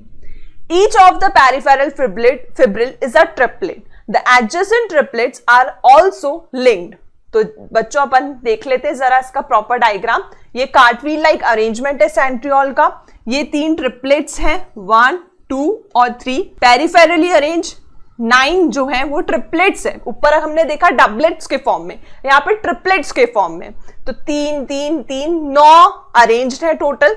और ये जो आपस में, जैसे ए है, ये बी है, ये सी है, this is A, this is B and this is C, then this is again A B C. तो सी ए लिंकर है, मतलब सी वाला ए के साथ जुड़ा हुआ है, इसलिए इसको सी ए लिंकर कहा जाता है।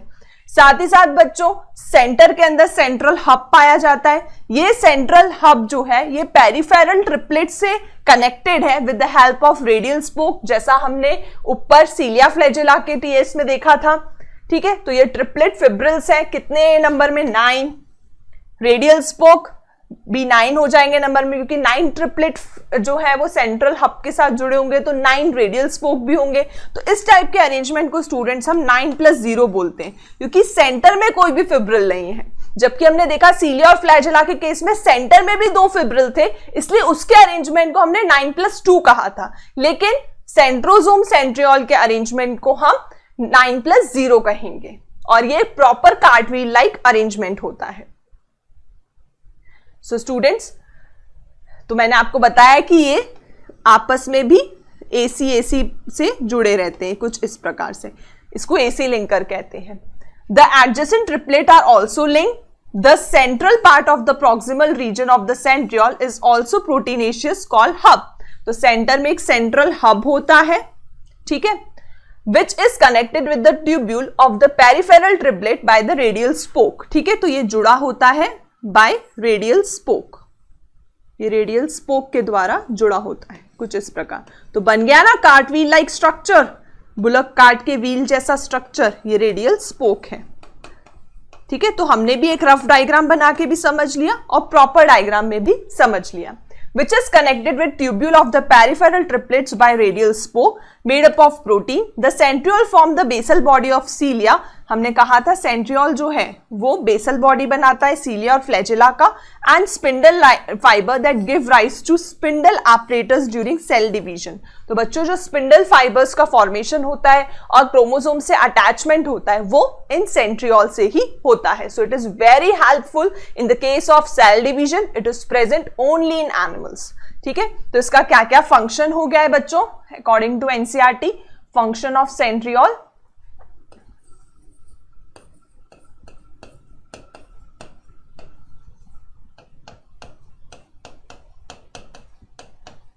first it form basal body of cilia and flagella. जो सीलिया और फ्लैजेला की भी लास्ट लाइन थी अगर आपको याद हो एनसीईआरटी में. Second, centriole form spindle fibre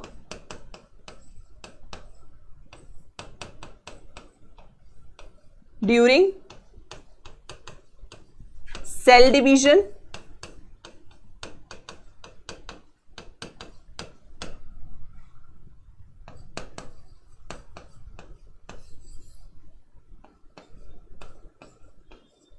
Present only in animal cell. सिर्फ एनिमल सेल में ये पाया जाता है. ठीक है, और पेरीसेंट्रियोल मटेरियल से भी ये कवर्ड होता है. तो एक ये पॉइंट इंपॉर्टेंट है, 90 डिग्री पे अरेंज होता है. ये पॉइंट सेंट्रियोल्स आपस में 90 डिग्री पे अरेंज होते हैं टू फॉर्म अ सेंट्रोसोम. ये point important, it is covered by a pericentriolar material. This point is important, it is present only in animal cell and its function that it form the basal body of cilia and flagella. And second point, it forms spindle fiber during cell division in case of animal cell. साथ ही साथ बच्चों इसका structure radial spoke की तरह दिखता है. 9+0 arrangement कहते हैं. जो 9 पेरिफेरल जो जो पेरिफेरल माइक्रोफिब्रिल्स है वो ट्रिपलेट के फॉर्म में अरेंज होते हैं. सेंटर में नहीं पाया जाता है कोई भी माइक्रोफिब्रिल्स, तो वहां पे हम सेंट्रल हब पाया जाता है और वो सेंट्रल हब पेरिफेरल ट्यूब्यूल से कनेक्टेड रहता है with the help of radial spoke. तो ये कुछ पॉइंट्स है जो आपको सेंट्रियोल्स और सेंट्रोसोम के लिए याद रखने हैं. अब आते हैं स्टूडेंट्स हम last very important structure that is nucleus. Nucleus as a cell organelle was first described by Robert Brown. ये हम स्टार्टिंग पार्ट में ही डिस्कस कर चुके थे कि रॉबर्ट ब्राउन ने न्यूक्लियस को देखा as early as 1831. तो ये बहुत अर्ली इन्वेंशन है, बिकॉज अगर सेल में जो सबसे इंपॉर्टेंट और थोड़ा बड़ा स्ट्रक्चर है, सबसे बड़ा ऑर्गेनल है, तो वो न्यूक्लियस है. तो सेल को देखने के बाद न्यूक्लियस की ही डिस्कवरी हुई थी इन the year 1831 bye Robert brown. Later, the material of the nucleus stained by basic dye was given the name chromatin by Fleming. So students, cell के बाद डिस्कवरी हुई थी न्यूक्लियस की, क्योंकि nucleus is the largest cell organelle. तो nucleus की discovery Robert Brown ने करी थी. और जैसा कि हमने पढ़ा था कि सेल जो है वो डिस्कवर ऑलरेडी हो चुका था. Living cell by Anton von and by Robert Hooke के द्वारा फर्स्ट टाइम सेल देखा गया था, लेकिन वो डेड सेल था. और वैसे ही न्यूक्लियस की सेकेंड डिस्कवरी हुई 1831 में बाय रॉबर्ट ब्राउन. फिर उसके बाद में बच्चों न्यूक्लियस के अंदर बेसिक डाई लेने वाला एक नेट लाइक जाल जैसा स्ट्रक्चर मिला. किसे? फ्लेमिंग को. तो क्रोमैटिन ने, ये क्रोमैटिन है जो न्यूक्लियस के अंदर पाया जाता है, तो ये स्ट्रक्चर ने बेसिक डाई ले ली और ये नेट लाइक स्ट्रक्चर को सबसे पहली बार डिस्कवर करा था साइंटिस्ट फ्लेमिंग ने. ठीक है, तो आपको याद रखना है न्यूक्लियस के केस में रॉबर्ट ब्राउन और फ्लेमिंग का नाम गिवन इन एनसीईआरटी. अब ये न्यूक्लियस का स्ट्रक्चर है बच्चों. न्यूक्लियस जो है वो दो मेम्ब्रेन से प्रोटेक्टेड रहता है, एक आउटर मेम्ब्रेन और एक इनर मेम्ब्रेन, दोनों को मिला के हम न्यूक्लियर एनवेलप कहते हैं। आउटर और इनर मेम्ब्रेन कई कई जगह पे फ्यूज हो जाती है जिससे न्यूक्लियर पोर का फॉर्मेशन होता है। तो आउटर और इनर मेम्ब्रेन जो है when it fuses it form nuclear pore. Nuclear pore का भी अपना ही इंपॉर्टेंस है, it is very much required for the transportation. फिर उसके बाद में स्टूडेंट्स आप देख सकते हैं आउटर और इनर न्यूक्लियर मेम्ब्रेन के बीच में पेरी न्यूक्लियर स्पेस पाई जाती है। फिर यहाँ पे न्यूक्लियोलस पाया जाता है। न्यूक्लियोलस में अगर हम देखें तो राइबोसोमल आरएनए का सिंथेसाइज होता है, आपको पता है। दिस इज और न्यूक्लियर एनवेलप के कंटिन्यूशन में हमने पढ़ा था एंडोमेम्ब्रेन सिस्टम में भी कि देयर इज एंडोप्लाज्मिक रेटिकुलम, और endoplasmic reticulum close to nuclear envelope generally हमें रफ एंडोप्लाज्मिक रेटिकुलम मिलते हैं, मतलब वो राइबोसोम कंटेन करते हैं। They can synthesise protein. So ये बच्चों प्रॉपर न्यूक्लियस का स्ट्रक्चर है। अब इस स्ट्रक्चर को ही एनसीईआरटी की थ्योरी में डिटेल में समझा रखा है। तो चलिए पढ़ते हैं आगे की theory. The interphase nucleus of the cell when it is not dividing. तो नॉन डिवाइडिंग सेल की जो न्यूक्लियस है हाईली एक्सटेंडेड होती है and elaborate nucleoprotein fibres called chromatin होता है उसके पास में। देखो बच्चों धीरे धीरे क्या होता है कि जब वो नॉन डिवाइडिंग फेज में है तो एक जाल की तरह स्ट्रक्चर पड़ा होता है जिसे क्रोमैटिन कहते हैं। फिर धीरे धीरे जैसे जैसे सेल डिवीजन स्टार्ट होता है तो ये जो क्रोमैटिन है ये धीरे धीरे कंडेंस होता जाता है। तो क्रोमैटिन को हम नॉन कंडेंस्ड फॉर्म बोलेंगे, ठीक है। अगर वो जाल जैसा है तो उसे हम नॉन कंडेंस्ड फॉर्म बोलेंगे।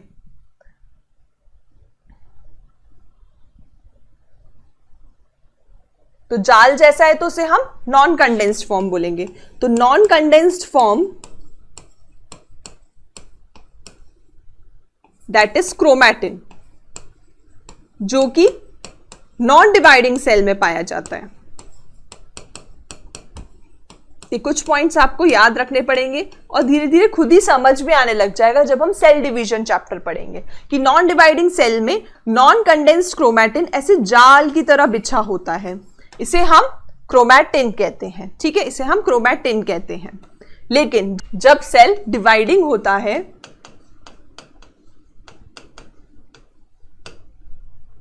तो कंडेंसेशन स्टार्ट होता है क्रोमोसोम का या क्रोमैटिन का कंडेंसेशन होता है। तो कंडेंस्ड फॉर्म जो है वो कुछ इस प्रकार दिखता है, क्रोमोसोम्स बन जाते हैं। अब इस स्ट्रक्चर को हम क्रोमोसोम कहेंगे। तो ये डिफरेंस आपको याद होना चाहिए थ्योरी समझने के लिए कि नॉन डिवाइडिंग कंडीशन में नॉन कंडेंस्ड फॉर्म रहता है जिसे हम, जो कि नेटवर्क की तरह दिखता है, जाल की तरह दिखता है, इसे हम क्रोमैटिन कहते हैं। और डिवाइडिंग केस में, डिवाइडिंग सेल के केस में कंडेंसेशन स्टार्ट हो जाता है तो क्रोमैटिन जो है वो क्रोमोसोम की तरह दिखने लग जाते हैं। अब आते हैं स्टूडेंट्स नेक्स्ट लाइन पे।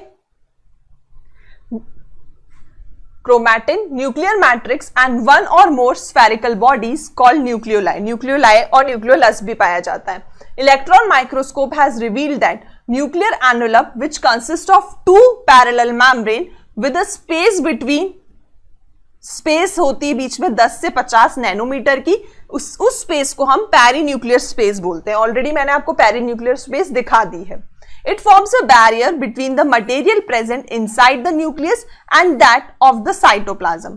तो अगर हम देखें स्टूडेंट्स तो साइटोप्लाज्म और जैसे यहां बाहर अगर हम देखें तो ये साइटोप्लाज्म है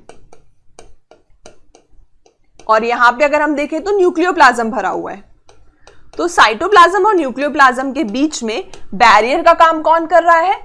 nuclear envelope which is made up of outer and inner nuclear membrane. और ये न्यूक्लियोलस की बात करी जा रही थी जो एनसीईआरटी की थ्योरी में आया। Next line, the outer membrane usually remain continue with the endoplasmic reticulum. हमने देखा कि आउटर मेम्ब्रेन जो है it continues with endoplasmic reticulum and also be a ribosome on it.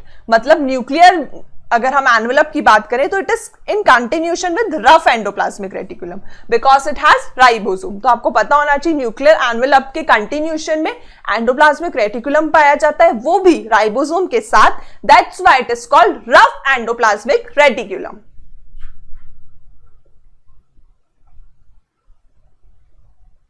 Next line, At number of places, nuclear envelope is interrupted by minute pores. बहुत सारी, मतलब ये जो न्यूक्लियर एनवेलप है कंटिन्यूस नहीं है, वो डिसकंटिन्यूस है। जगह जगह पर पोर्स दिखेंगे आपको, जिन्हें न्यूक्लियर पोर कहा जाता है, जो कि कैसे बनता है, इन दो मेम्ब्रेन के फ्यूजन के कारण। देखो ये आउटर मेम्ब्रेन है, ये इनर मेम्ब्रेन है, ठीक है, ये फ्यूज हो जाएंगी तो पोर बन जाएगा। फिर ये आउटर मेम्ब्रेन है, ये इनर मेम्ब्रेन है, ये फ्यूज हो जाएगी तो पोर बन जाएगा। फिर ये इनर मेम्ब्रेन है, ये आउटर मेम्ब्रेन है, फिर ये फ्यूज हो जाएंगी तो पोर बन जाएगा, एंड सो ऑन। तो ये सब जो है, this is the pour.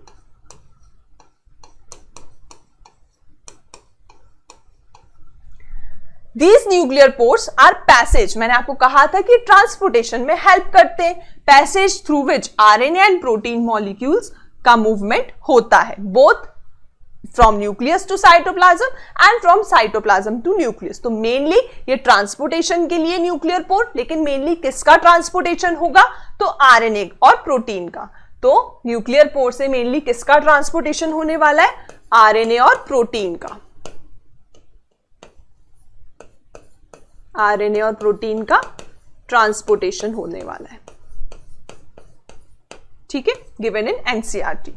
Cytoplasm से न्यूक्लियोप्लाज्म में भी हो सकता है और न्यूक्लियोप्लाज्म से साइटोप्लाज्म में भी हो सकता है। Normally there is only one nucleus per cell, ज्यादातर एक ही न्यूक्लियस पाया जाता है एक सेल के अंदर, लेकिन कभी कभी नंबर ज्यादा भी हो सकता है न्यूक्लियस का। Can you recollect the names of organism that have more than one nucleus per cell? So students, हमने देख रखा है जैसे कि स्केलेटल मसल सेल में हमें सिंसीशियम कंडीशन देखने को मिलती है, मतलब न्यूक्लियस ज्यादा होना। अगर हम देखें फ्लावरिंग प्लांट्स के केस में तो हमें टैपेटम के अंदर मल्टी न्यूक्लिएटेड कंडीशन देखने को मिलती है। तो ऐसे एग्जांपल्स हैं, तो जिसे हम सिंसीशियम भी बोलते हैं। मल्टी न्यूक्लिएटेड कंडीशन के लिए सिंसीशियम वर्ड का यूज किया जाता है, that is multi nucleated condition.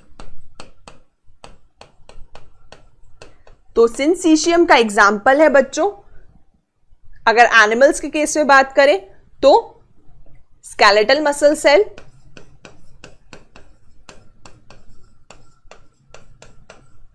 और अगर प्लांट्स के केस में बात करें तो tapetum. They show multi nucleated और सिंसीशियम कंडीशन।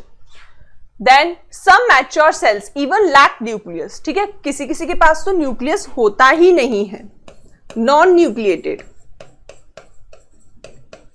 सो इसका एग्जाम्पल है स्टूडेंट्स आरबीसी और इरिथ्रोसाइट। आरबीसी नॉन न्यूक्लिएटेड होता है क्योंकि उसे गैसेस कैरी करने के लिए स्पेस चाहिए। आरबीसी के अंदर डिफरेंट ऑर्गेनल्स भी एब्सेंट होते हैं। So some mature cells even lack nucleus, example erythrocyte of many of the mammals and sieve tube cell of vascular plants. तो प्लांट्स के केस में क्या एग्जाम्पल हो गया, sieve tube cell.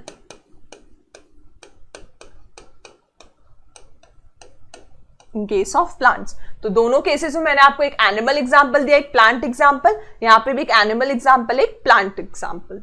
The nuclear matrix, nuclear के matrix को हम nucleoplasm बोलते हैं, जिसमें सेंटर में न्यूक्लियोलस पाया जाता है और क्रोमैटिन पाया जाता है। तो बच्चों आप देख सकते हैं जो सेंटर में स्ट्रक्चर है इसे न्यूक्लियोप्लाज्म कहेंगे। इसमें हमें क्रोमैटिन दिख रहा है और न्यूक्लियोलस दिख रहा है। सो न्यूक्लियोलस और क्रोमैटिन ये दोनों न्यूक्लियोप्लाज्म में पाए जाते हैं। Next line, nucleoli are spherical structure present in the nucleoplasm.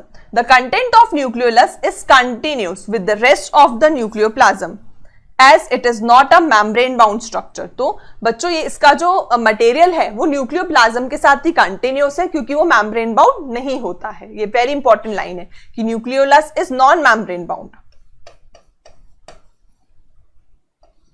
Non membrane bound.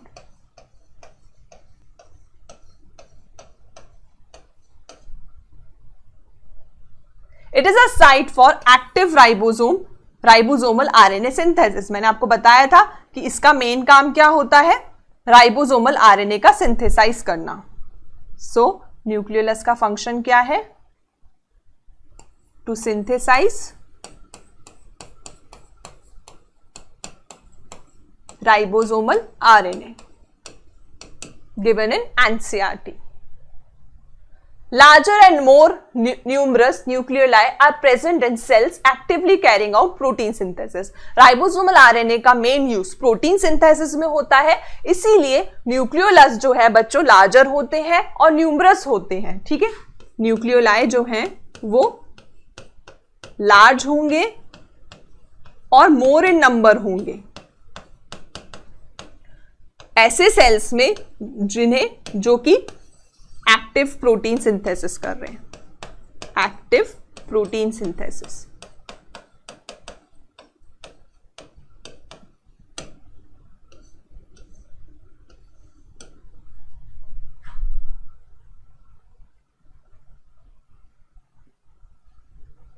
You may recall that the interphase nucleus has loose and indistinct network of nucleoprotein fibers called chromatin. अभी मैंने आपको बताया interface में पाए जाने वाला nucleus मतलब non dividing cell.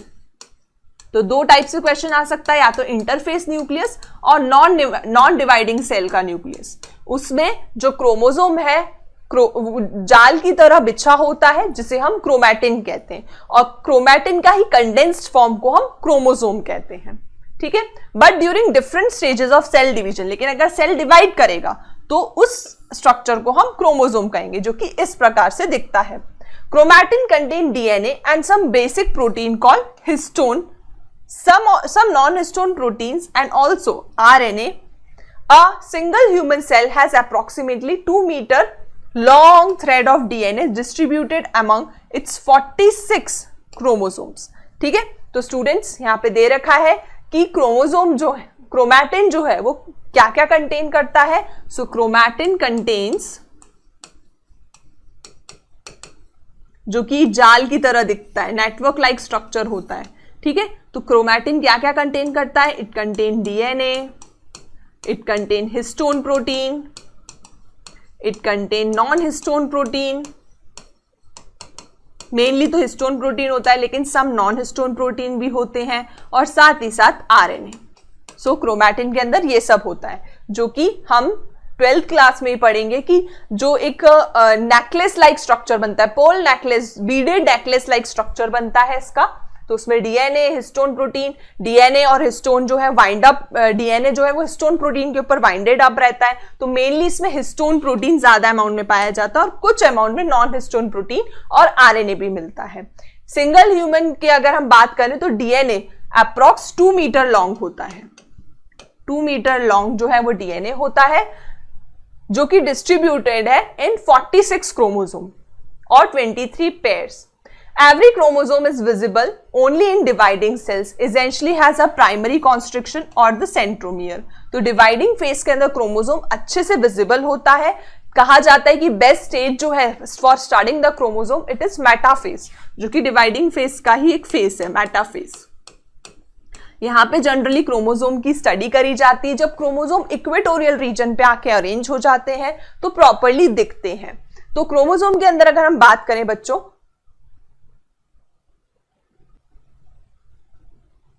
So students अगर हम क्रोमोसोम के स्ट्रक्चर की बात करें तो जरा एक बार क्रोमोसोम का स्ट्रक्चर समझते हैं बच्चों. क्रोमोसोम जो होता है स्टूडेंट्स, उसके बीच में एक कॉन्स्ट्रिक्शन पाया जाता है, that is primary constriction which is called centromere. तो वहां पे प्राइमरी कॉन्स्ट्रिक्शन के वहां पे सेंट्रोमियर पाया जाता है. सेंट्रोमियर के एडजेसेंटली बच्चों हमें काइनेटोकोर मिलता है. काइनेटोकोर वो स्ट्रक्चर है जहां से स्पिंडल फाइबर अटैच होंगे during cell division. Spindle fibre attach during cell division.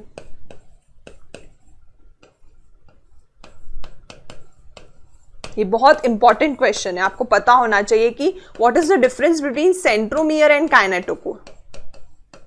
ठीक है, तो अगर मैं आपको बना के बताऊं तो समझ लीजिए ये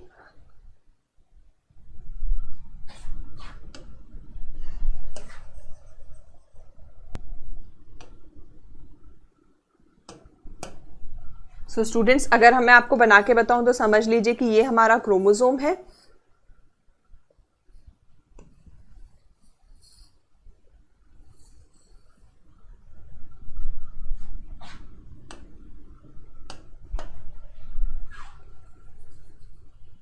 ये एक सेंट्रोमियर है विथ काइनेटोकोर हेयर. काइनेटोकोर दूसरे कलर से बनाते हैं। ये काइनेटोकोर है, एडजेसेंट सरफेस पे पाया जाता है। तो स्पिंडल फाइबर्स जो है वो इस पार्ट से आके अटैच होंगे, काइनेटोकोर पार्ट से आके अटैच होंगे स्पिंडल फाइबर्स। ठीक है, तो ये स्पिंडल फाइबर का अटैचमेंट का एरिया है।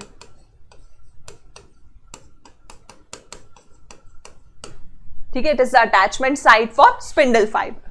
वैसे ही बच्चों प्राइमरी कॉन्स्ट्रिक्शन के साथ साथ सेकेंडरी कॉन्स्ट्रिक्शन भी पाया जाता है। सेकेंडरी कॉन्स्ट्रिक्शन होने के बाद जो क्रोमोसोम होता है उसे हम सैटेलाइट क्रोमोसोम बोलते हैं, और उसके आगे एक्सटेंडेड पार्ट को हम टीलोमियर कहते हैं। इन सबके बारे में एनसीईआरटी में गिवन है। सो स्टूडेंट्स, एक और अगर हम सेकेंडरी कॉन्स्ट्रिक्शन को समझने के लिए एक और स्ट्रक्चर देखें, सो ये स्ट्रक्चर है जिसमें हमें प्राइमरी कॉन्स्ट्रिक्शन दिख रहा है। This is the primary constriction, this is primary, this is primary constriction, this one is secondary constriction. Primary constriction के यहाँ पे काइनेटोकोर मिलते हैं which is the site for attachment of spindle fibre. फिर ये जो सेकेंडरी कॉन्स्ट्रिक्शन है जिसे नॉर भी कहा जाता है, यहाँ के इसके बाद में जो क्रोमोसोम होता है उसे सैटेलाइट क्रोमोसोम कहते हैं, और उसके बाद एक एक्सटेंडेड एरिया होता है जिसे हम टीलोमियर कहते हैं। तो पहले अगर हम डायग्राम को समझ लें स्टूडेंट्स, तो थ्योरी समझना बहुत आसान हो जाता है, क्योंकि जब भी हम थ्योरी पढ़ते हैं तो डायग्राम माइंड में चलता है, तो उससे क्या होता है कैचिंग पावर, और उससे हमारे माइंड में ज्यादा टाइम तक चीज जो है वो रहती है, हम रिमेंबर ज्यादा देर तक कर पाते हैं। सो स्टूडेंट्स, आते हैं वापस क्रोमोसोम के स्ट्रक्चर पे। हर एक क्रोमोसोम जो है, अगर हम डिवाइडिंग फेज में देखें, दैट इज मेटाफेज के अंदर, तो प्राइमरी कॉन्स्ट्रिक्शन पाई जाती है जिसे सेंट्रोमियर कहा जाता है। सेंट्रोमियर के आसपास एक डिस्क लाइक स्ट्रक्चर पाया जाता है जिसे काइनेटोकोर कहते हैं।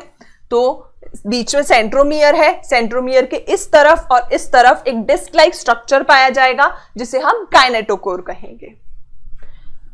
Centromere holds 2 chromatids of chromosome. देखो बच्चों, ये जो ईच आर्म है, ये जो ईच आर्म है, इसे हम ईच आर्म को हम क्रोमैटिड कहेंगे। This is one chromatid and this one is the other chromatid. तो these are the sister chromatids जिसको पकड़ के किसने रखा है, सेंट्रोमियर ने। ठीक है, ये लाइन एनसीईआरटी में गिवन है। So, centromere holds the 2 chromatid of the chromosome. Based on the position of centromere, the chromosomes can be classified into 4 types. तो बच्चों 4 टाइप के क्रोमोसोम होते हैं। So students, जैसा कि आप देख सकते हैं एनसीईआरटी में 4 टाइप्स के क्रोमोसोम आपको गिवन है। फर्स्ट टाइप का क्रोमोसोम है जिसमें सेंट्रोमियर बिल्कुल सेंटर में है। तो अगर सेंट्रोमियर बिल्कुल सेंटर में लाई करेगा तो इस टाइप के क्रोमोसोम को हम मेटासेंट्रिक बोलेंगे, मेटासेंट्रिक क्रोमोसोम कहेंगे। अगर सेंटर से थोड़ा सा खिसक जाएगा तो इस टाइप के क्रोमोसोम को हम स्टूडेंट्स सब मेटासेंट्रिक कहेंगे।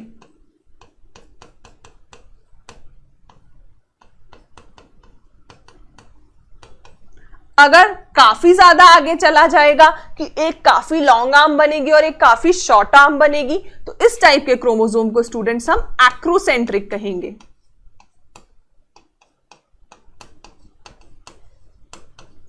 और एकदम टर्मिनल पे ही चला जाएगा, T40 टर्मिनल पे ही चला जाएगा, तो इस टाइप के क्रोमोसोम को हम टीलोमियर टाइप ऑफ क्रोमोसोम कहेंगे, टीलोसेंट्रिक टाइप ऑफ क्रोमोसोम कहेंगे। सॉरी,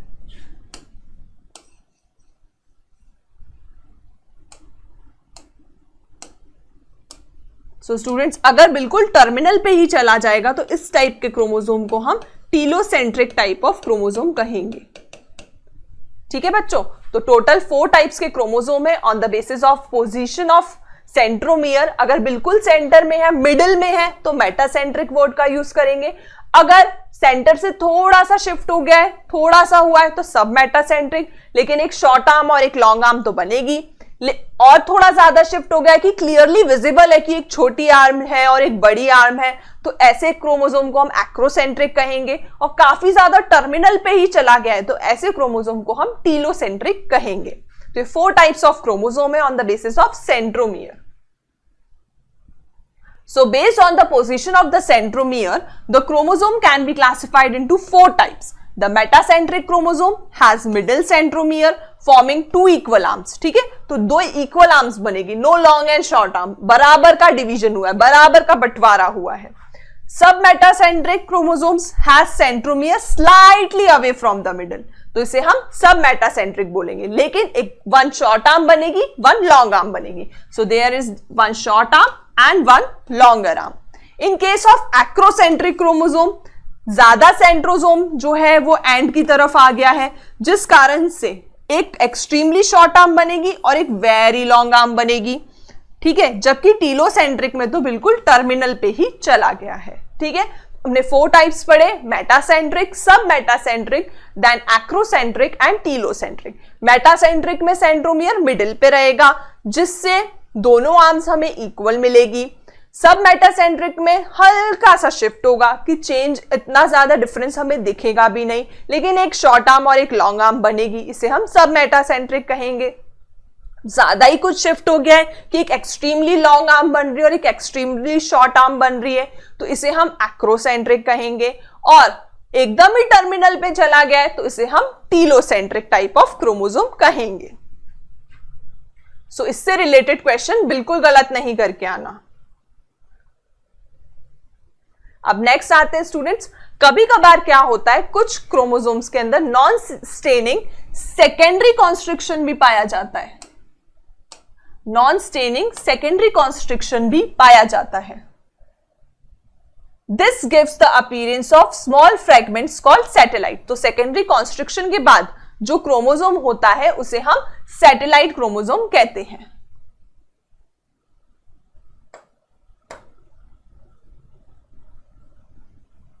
सो स्टूडेंट, समटाइम कुछ क्रोमोसोम के अंदर एक और कॉन्स्ट्रिक्शन पाया जाता है जिसे हम सेकेंडरी कॉन्स्ट्रिक्शन कहते हैं, और उसके बाद के पार्ट को हम सैटेलाइट बोलते हैं। और उसके बाद भी अगर सिंगल स्ट्रैंड जो है वो जाएगी आगे की तरफ तो उसे हम टीलोमियर कहेंगे, जैसा कि मैंने आपको डायग्राम में दिखाया था।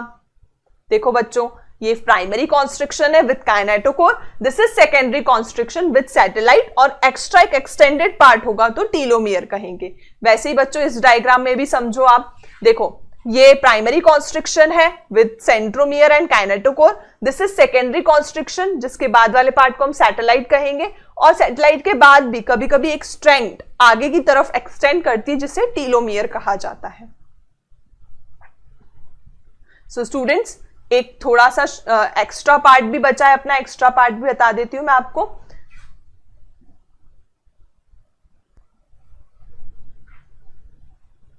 दो टाइप के क्रोमैटिन पाए जाते हैं students, you chromatin and heterochromatin. You chromatin जो होता है स्टूडेंट्स वो थिन होता है,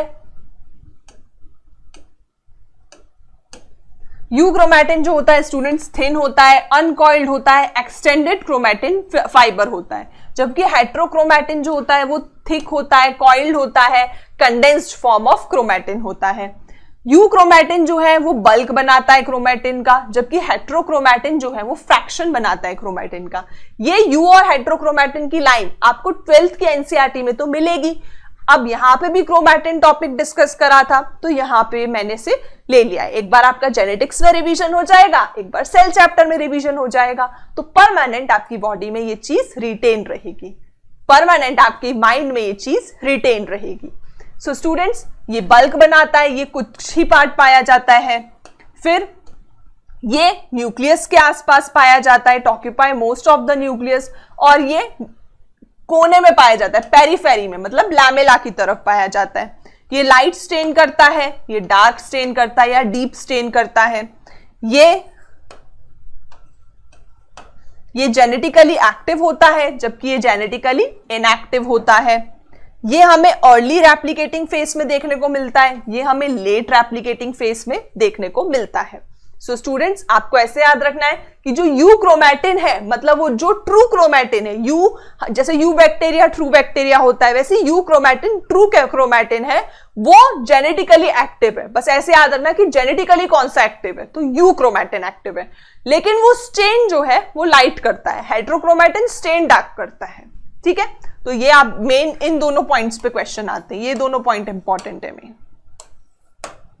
ठीक है, और ये न्यूक्लियस के पास मिलता है, ये नहीं भी याद रहेगा तो चलेगा। ये पतला होता है, अनकॉइल्ड होता है, ये मोटा और कॉइल्ड है, तभी तो स्टेन डार्क करता है। तो ऐसे आप याद कर सकते हो। तो न्यूक्लियस के आसपास यूक्रोमैटिन मिलेगा और हेट्रोक्रोमैटिन देखो डार्क स्टेन करता है तो थोड़ा बहुत दिख रहा है, तो न्यूक्लियर लैमेला के टूवर्ड्स हमें हेट्रोक्रोमैटिन देखने को मिलेगा। Now last small topic, that is microbodies. Many membrane bound minute vesicles कुछ पाए जाते हैं जो कि membrane bound होते हैं, membrane bound minute vesicles पाए जाते हैं जिसे microbodies कहा जाता है, जो कि various enzymes contain करते हैं। दोनों plants और animals में ये पाए जाते हैं। तो बच्चों कुछ हमें साइटोप्लाज्म में तैरते हुए कुछ एक्स्ट्रा हमें माइक्रोबॉडीज देखने को मिलती है। ये माइक्रोबॉडीज एंजाइम्स कंटेन करती है, ये प्लांट सेल में भी पाई जाती है और एनिमल सेल में। सो स्टूडेंट्स चलिए अब हम डिस्कस करते हैं PYQs. So students coming to the first PYQ, Golgi complex participates in, Golgi complex जो है इनमें से किस फंक्शन में पार्टिसिपेट करता है? Option 1 respiration in bacteria, option 2 formation of secretory vesicles, option 3 fatty acid breakdown and option 4 activation of amino acid. So student Golgi complex आप सोचिए किस फंक्शन में मेनली एक्ट करता है। Golgi complex जो है स्टूडेंट्स चलिए मिलके सॉल्व करते हैं। Respiration in bacteria, respiration in bacteria तो मीजोजोम्स कराता है यार, अपन ने समझा था। Next formation of secretory vesicles, ये काम जरूर गोल्जी कॉम्प्लेक्स करता है। तो सीक्रेटरी वेसाइकल्स का बनाना गोल्जी का काम है, हमने पढ़ा था। ये पैकेज करके सीक्रेटरी वेसाइकल्स बनाने का काम गोल्जी का होता है, और अगर ये secretory vesicles hydrolytic enzyme contain करते हैं तो लाइसोसोम बन जाता है। नेक्स्ट क्वेश्चन, तो इस हिसाब से बच्चों आंसर हो जाएगा second, that is formation of secretory vesicle. Fatty acid का ब्रेकडाउन जो है स्टूडेंट्स उसके अंदर भी कोई गोल्जी का रोल नहीं है। अमीनो एसिड के एक्टिवेशन में भी कोई गोल्जी का रोल नहीं है। Next question, which one of the following is true for nucleolus? Nucleolus के लिए इसमें से क्या सही है? It takes part in spindle formation, ये तो सेंट्रियोल का काम होता है। It is a membrane bound structure, nucleolus is a non membrane bound structure. ठीक है, हमने पढ़ा था कि that's why it is continuous to nucleoplasm, ये एनसीईआरटी की लाइन है। ठीक है, so it is non membrane bound structure. Spindle formation का काम तो यार सेंट्रियोल का होता है, not of nucleolus. Larger nucleoli present in dividing cell, this is also incorrect. Protein synthesize करने वाले सेल में लार्जर और मोर इन नंबर होते हैं, एनसीईआरटी की लाइन। जो सेल प्रोटीन सिंथेसिस में एक्टिवली इन्वॉल्व है उनके अंदर ज्यादा अमाउंट में न्यूक्लियोलाई होते हैं और बड़े होते हैं। It is a site for active ribosomal RNA synthesis, तो आरएनए का सिंथेसिस न्यूक्लियोलस में होता है, ये बात बिल्कुल सही है। तो इस हिसाब से students fourth option is correct. Next third question student, select the incorrect match. Option 1 सब metacentric L shaped chromosome show करता है, allosome sex chromosome, lamp brush diplotene bivalent chromosome, then polytene oocytes of chromosome amphibians. तो इसमें से बच्चों कौन सा incorrect match है? So students first that is ये जो अल्फाबेटिक है, ये एक बार और मैं आपको रिवाइज करा देती हूँ क्रोमोसोम वाले पार्ट में। तो बच्चों हमने टाइप्स ऑफ क्रोमोसोम देखे थे on the basis of centromere, कहाँ गया, ये रहा। ठीक है, तो उसमें से जो सबसे पहला है, अगर मिडिल में सेंट्रोमियर होगा तो मेटासेंट्रिक क्रोमोसोम बोलेंगे, उसका वी शेप आता है क्योंकि बराबर की आर्म में तो वी बनेगा। वैसे ही बच्चों एक आर्म थोड़ी बड़ी और एक आर्म छोटी होगी तो एल अल्फाबेट बनेगा सब मेटासेंट्रिक में, जे शेप बनेगा हमारा एक्रोसेंट्रिक में, और आई शेप बनेगा टीलोसेंट्रिक में। जब सेंट्रोमियर टर्मिनल पे चला जाता है तो आई जैसा शेप आएगा। तो ये शेप्स है स्टूडेंट्स वी एल जे आई, ये आपको पता होने चाहिए। तो मतलब सब मेटासेंट्रिक एल शेप शो करता है, ये लाइन बिल्कुल सही है। ठीक है, सो सब मेटासेंट्रिक एल शेप शो करता है, ये लाइन बिल्कुल सही है। एलोसोम्स सेक्स क्रोमोसोम होते हैं, तो बच्चों क्रोमोसोम्स दो टाइप्स के होते हैं, autosome and allosome. Autosomes are extrasomatic chromosome, जबकि जो हमारे मेन सेक्स क्रोमोसोम्स होते हैं उन्हें एलोसोम्स ही कहा जाता है। तो ये लाइन भी बिल्कुल सही है।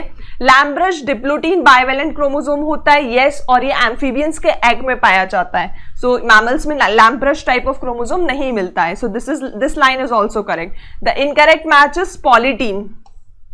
पॉलीटीन जो होता है students, it is not present in oocytes of chromosome amphibians, it is generally present in insects. So ये लाइन जो है पॉलीटीन जो है लार्ज क्रोमोसोम के लिए यूज किया जाता है, तो ये लाइन जो है वो इनकरेक्ट हो जाएगी। तो answer to this question is fourth. Which one of the following events does not occur in RER, rough endoplasmic reticulum में से इनमें से कौन सा इवेंट नहीं होता है? देखो RER के ऊपर मेनली राइबोसोम होते हैं, वो प्रोटीन सिंथेसिस और मैकेनिज्म में मेनली इन्वॉल्व है।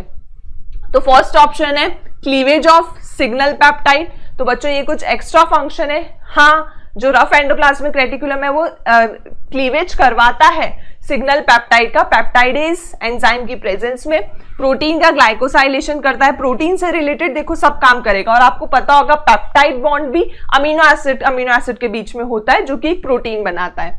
नेक्स्ट, प्रोटीन की फोल्डिंग कराएगा और फॉस्फोलिपिड का सिंथेसिस। तो इसमें से बच्चों ये सारे प्रोटीन से रिलेटेड काम तो करेगा लेकिन फॉस्फोलिपिड सिंथेसिस नहीं करेगा, ये काम होता है स्मूथ एंडोप्लाज्मिक रेटिकुलम का। तो इस हिसाब से आंसर स्टूडेंट फोर्थ हो जाएगा। Next question, many ribosome may be associated with single mRNA to form multiple copies of polypeptide simultaneously, such strings of ribosomes are termed as plastidome, polyhedral bodies, polysome और nucleosome. इन लोगों ने कहा है students की mRNA के ऊपर अगर बहुत सारे राइबोसोम्स अरेंज रहते हैं तो इस कंडीशन को क्या कहा जाता है? सिंगल mRNA के ऊपर, तो इस कंडीशन को स्टूडेंट्स पॉलीजोम कहा जाता है। Option third is correct, given in NCERT. और हमने डिस्कस भी करा था कि प्रोकैरियोटिक सेल में पॉलीजोम कंडीशन हमें देखने को मिलती है। नेक्स्ट क्वेश्चन बच्चों, नीट 2019 का, the shorter and longer arm of sub metacentric chromosomes are referred to as S arm, I arm, P Q, Q P, M N. So students जो shorter arm होती है उसके लिए P लेटर का use किया जाता है और जो लॉन्गर आर्म होती है उसके लिए Q। तो PQ is the correct answer, option 2 is correct. Next question students, which one of the following statement is not correct? Lysosome के बारे में सारी लाइंस है। लाइसोसोम जो है उसके पास हाइड्रोलाइटिक एंजाइम क्या होते हैं? तो हाँ होते हैं hydrolytic enzyme like lipases, proteases, carbohydrases, lipases. The hydrolytic enzyme जो है of lysosomes are active under acidic pH. तो ये लाइन भी बिल्कुल सही है, 4 to 5 अगर पीएच होता है तभी ये हार्मोन एक्टिव होते हैं। Third option, lysosomes are membrane bound structures, single membrane bound structures होते हैं, yes it is correct. Lysosomes are found by process of packaging of ER, गलत। यहाँ पे अगर गोल्जी लिखा होता तो ये लाइन सही होती, लेकिन यहाँ पे ER लिखा हुआ है इसलिए ये लाइन गलत हो जाती है। So fourth is incorrect option. Next question बच्चों, which one of the following pair of organelle does not contain DNA? देखो ये थोड़ा सा ट्रिकी है बच्चों, इसमें दोनों ऑर्गेनल के पास DNA जो है वो नहीं होना चाहिए, ठीक है। एक के पास भी अगर है तो भी वो ऑप्शन गलत माना जाएगा। अब देखो माइटोकॉन्ड्रिया लाइसोसोम में माइटोकॉन्ड्रिया के पास है लेकिन लाइसोसोम के पास नहीं है तो ये ऑप्शन नहीं माना जाएगा। क्लोरोप्लास्ट के पास है, वैक्यूल के पास नहीं है तो ये ऑप्शन भी गलत माना जाएगा। लाइसोसोम के पास भी नहीं है, वैक्यूल के पास भी नहीं है तो ये ऑप्शन सही माना जाएगा। न्यूक्लियर के पास भी है और माइटोकॉन्ड्रिया के पास भी है तो ये ऑप्शन भी सही गलत माना जाएगा क्योंकि दोनों के पास नहीं होना चाहिए। तो इस हिसाब से ऑप्शन थर्ड करेक्ट हो जाएगा। Next question students, which one of the following statement regarding mitochondria is incorrect? Mitochondria के लिए इसमें से कौन सी लाइन इनकरेक्ट है? Option 1, outer membrane is permeable to monomers of carbohydrate, fats and protein. Option 2, enzymes of ETC are embedded in outer membrane. Inner membrane is convoluted with infoldings.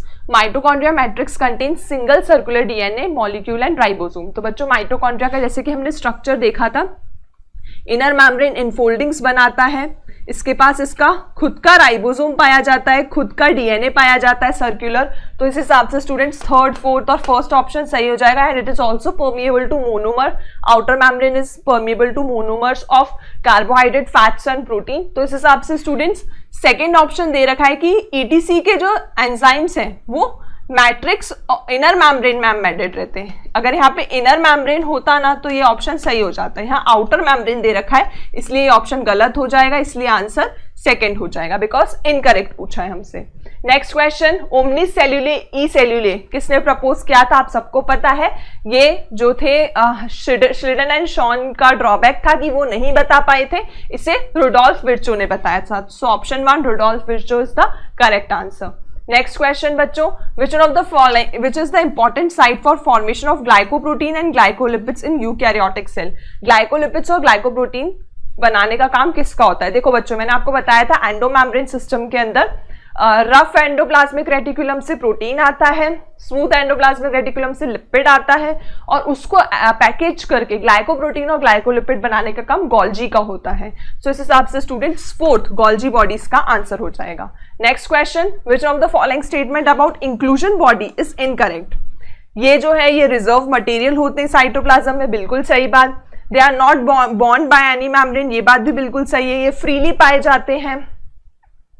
These are involved in ingestion of food particle, सो ये बात बिल्कुल गलत है। ये reserve food के लिए ही involve है और ये फ्री साइटोप्लाज्म में मिलते हैं। तो सेकंड और थर्ड लाइन तो बिल्कुल सेम है, बस लैंग्वेज चेंज कर दी। तो इस हिसाब से स्टूडेंट्स थर्ड ऑप्शन इसका करेक्ट हो जाएगा, बिकॉज इनकरेक्ट हमसे पूछा है। सो स्टूडेंट्स फास्ट फॉरवर्ड मैंने आपसे क्वेश्चन डिस्कस करे जिससे आपका ज्यादा टाइम वेस्ट ना हो। फिर भी आपको कोई क्वेरी हो क्वेश्चंस में तो आप कमेंट बॉक्स में लिख के मुझसे वापस से समझ सकते हैं। So students that's all.